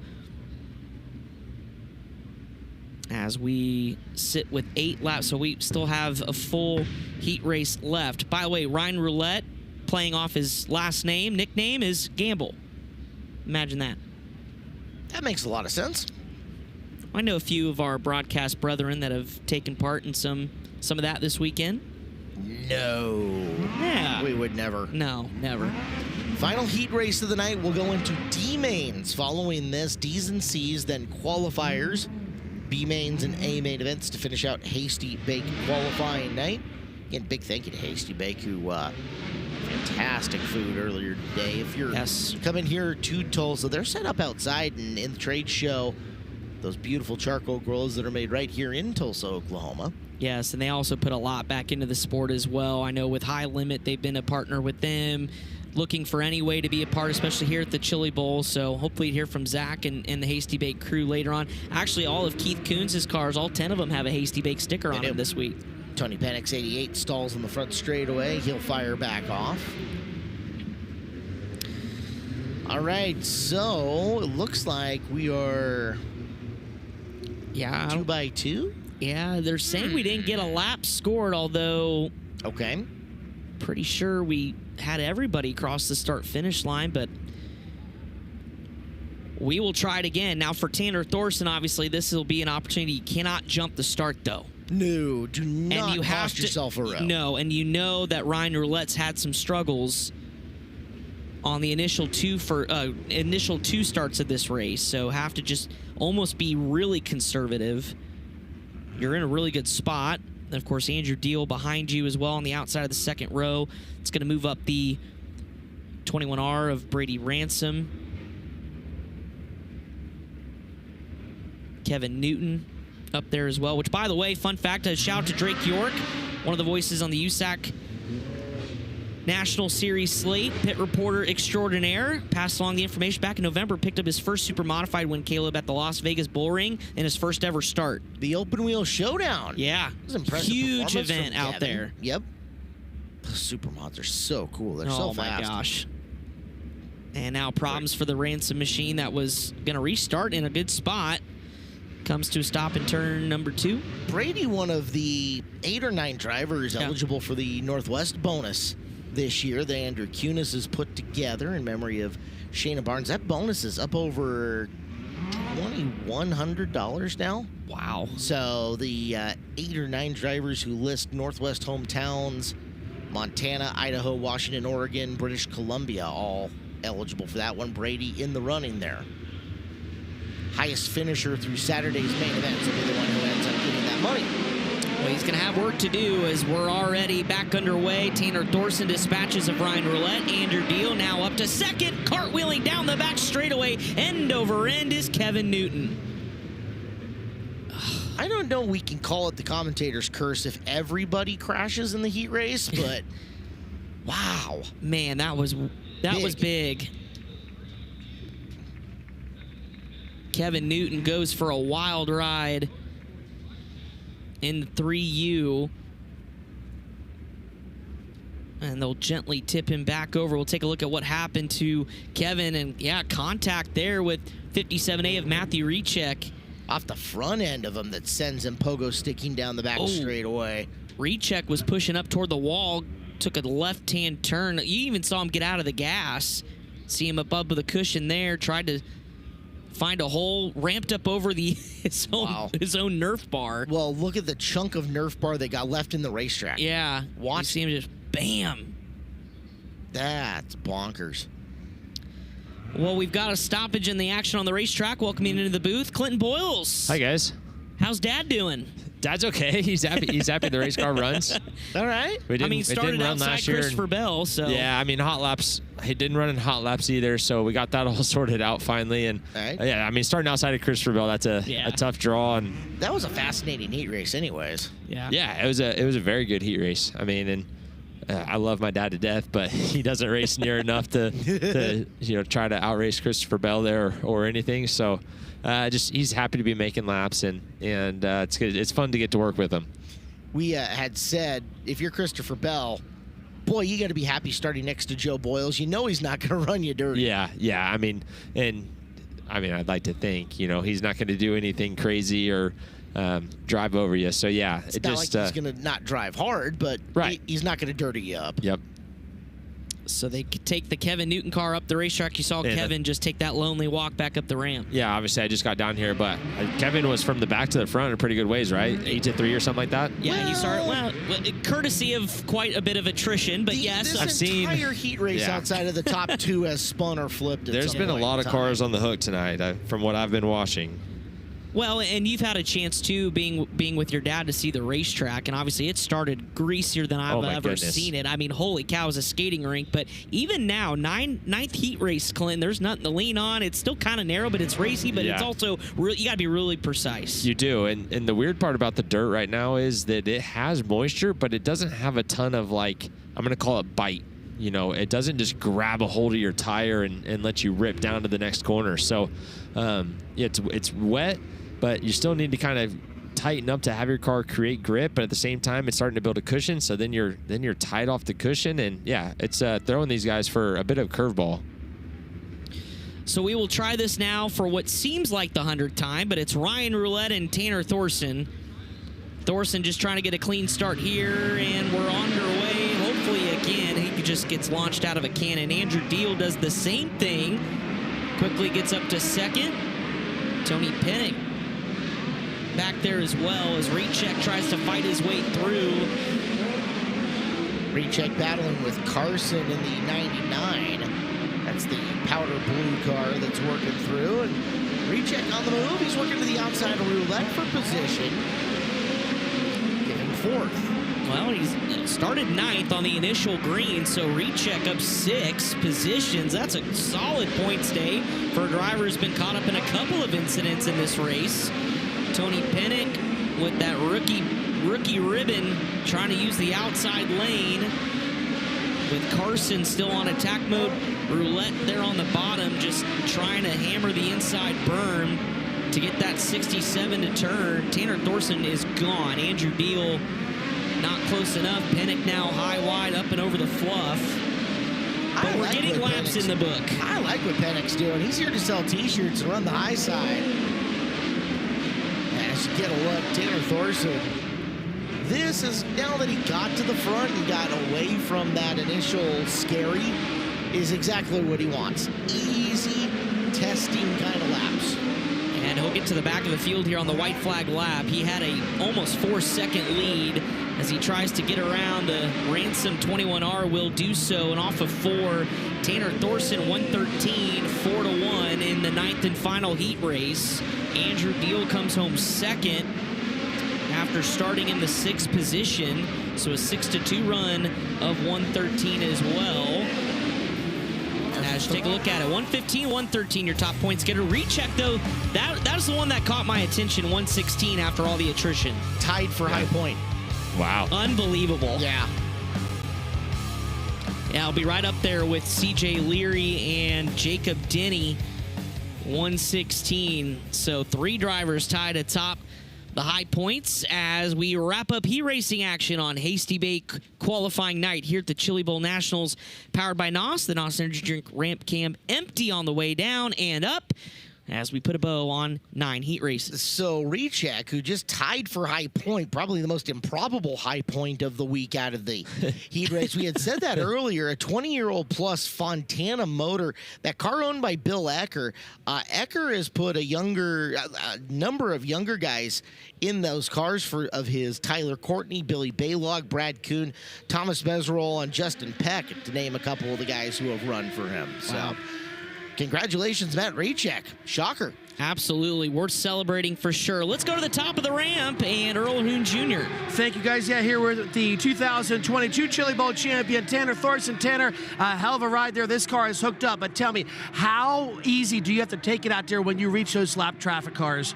Yeah, definitely. The car's really good. We've been working hard on it. Haven't been 100% satisfied since we've been in the building so far, and I feel like that's just a re-evolving door for me when I come in here, just trying to make stuff better, and some of it works, some of it doesn't. But yeah, definitely a big pace difference for some of them guys, and it's part of it, man. It's part of this building. You gotta make your own luck in a sense, in a way, and yeah, we got a hot rod. We'll go back and tune on it some more and see if we can't get it better. Tanner Thorson, guys, trying to make his 13th straight prelim. Talk about guys starting to stack some prelim A main event appearances up. Yeah. Tanner Thorson adding to the list. We had just heard today that Brady is up to 16 now? Something like that. Yes. Yeah, like 16 behind Jerry's 19. Nuts. So Yeah. if Jerry falters, there's some guys ready to grab the mantle and go forward on that. And those guys really don't show signs of slowing down. No, Jerry was fast. We need to say sayonara to those watching on FloRacing 24/7.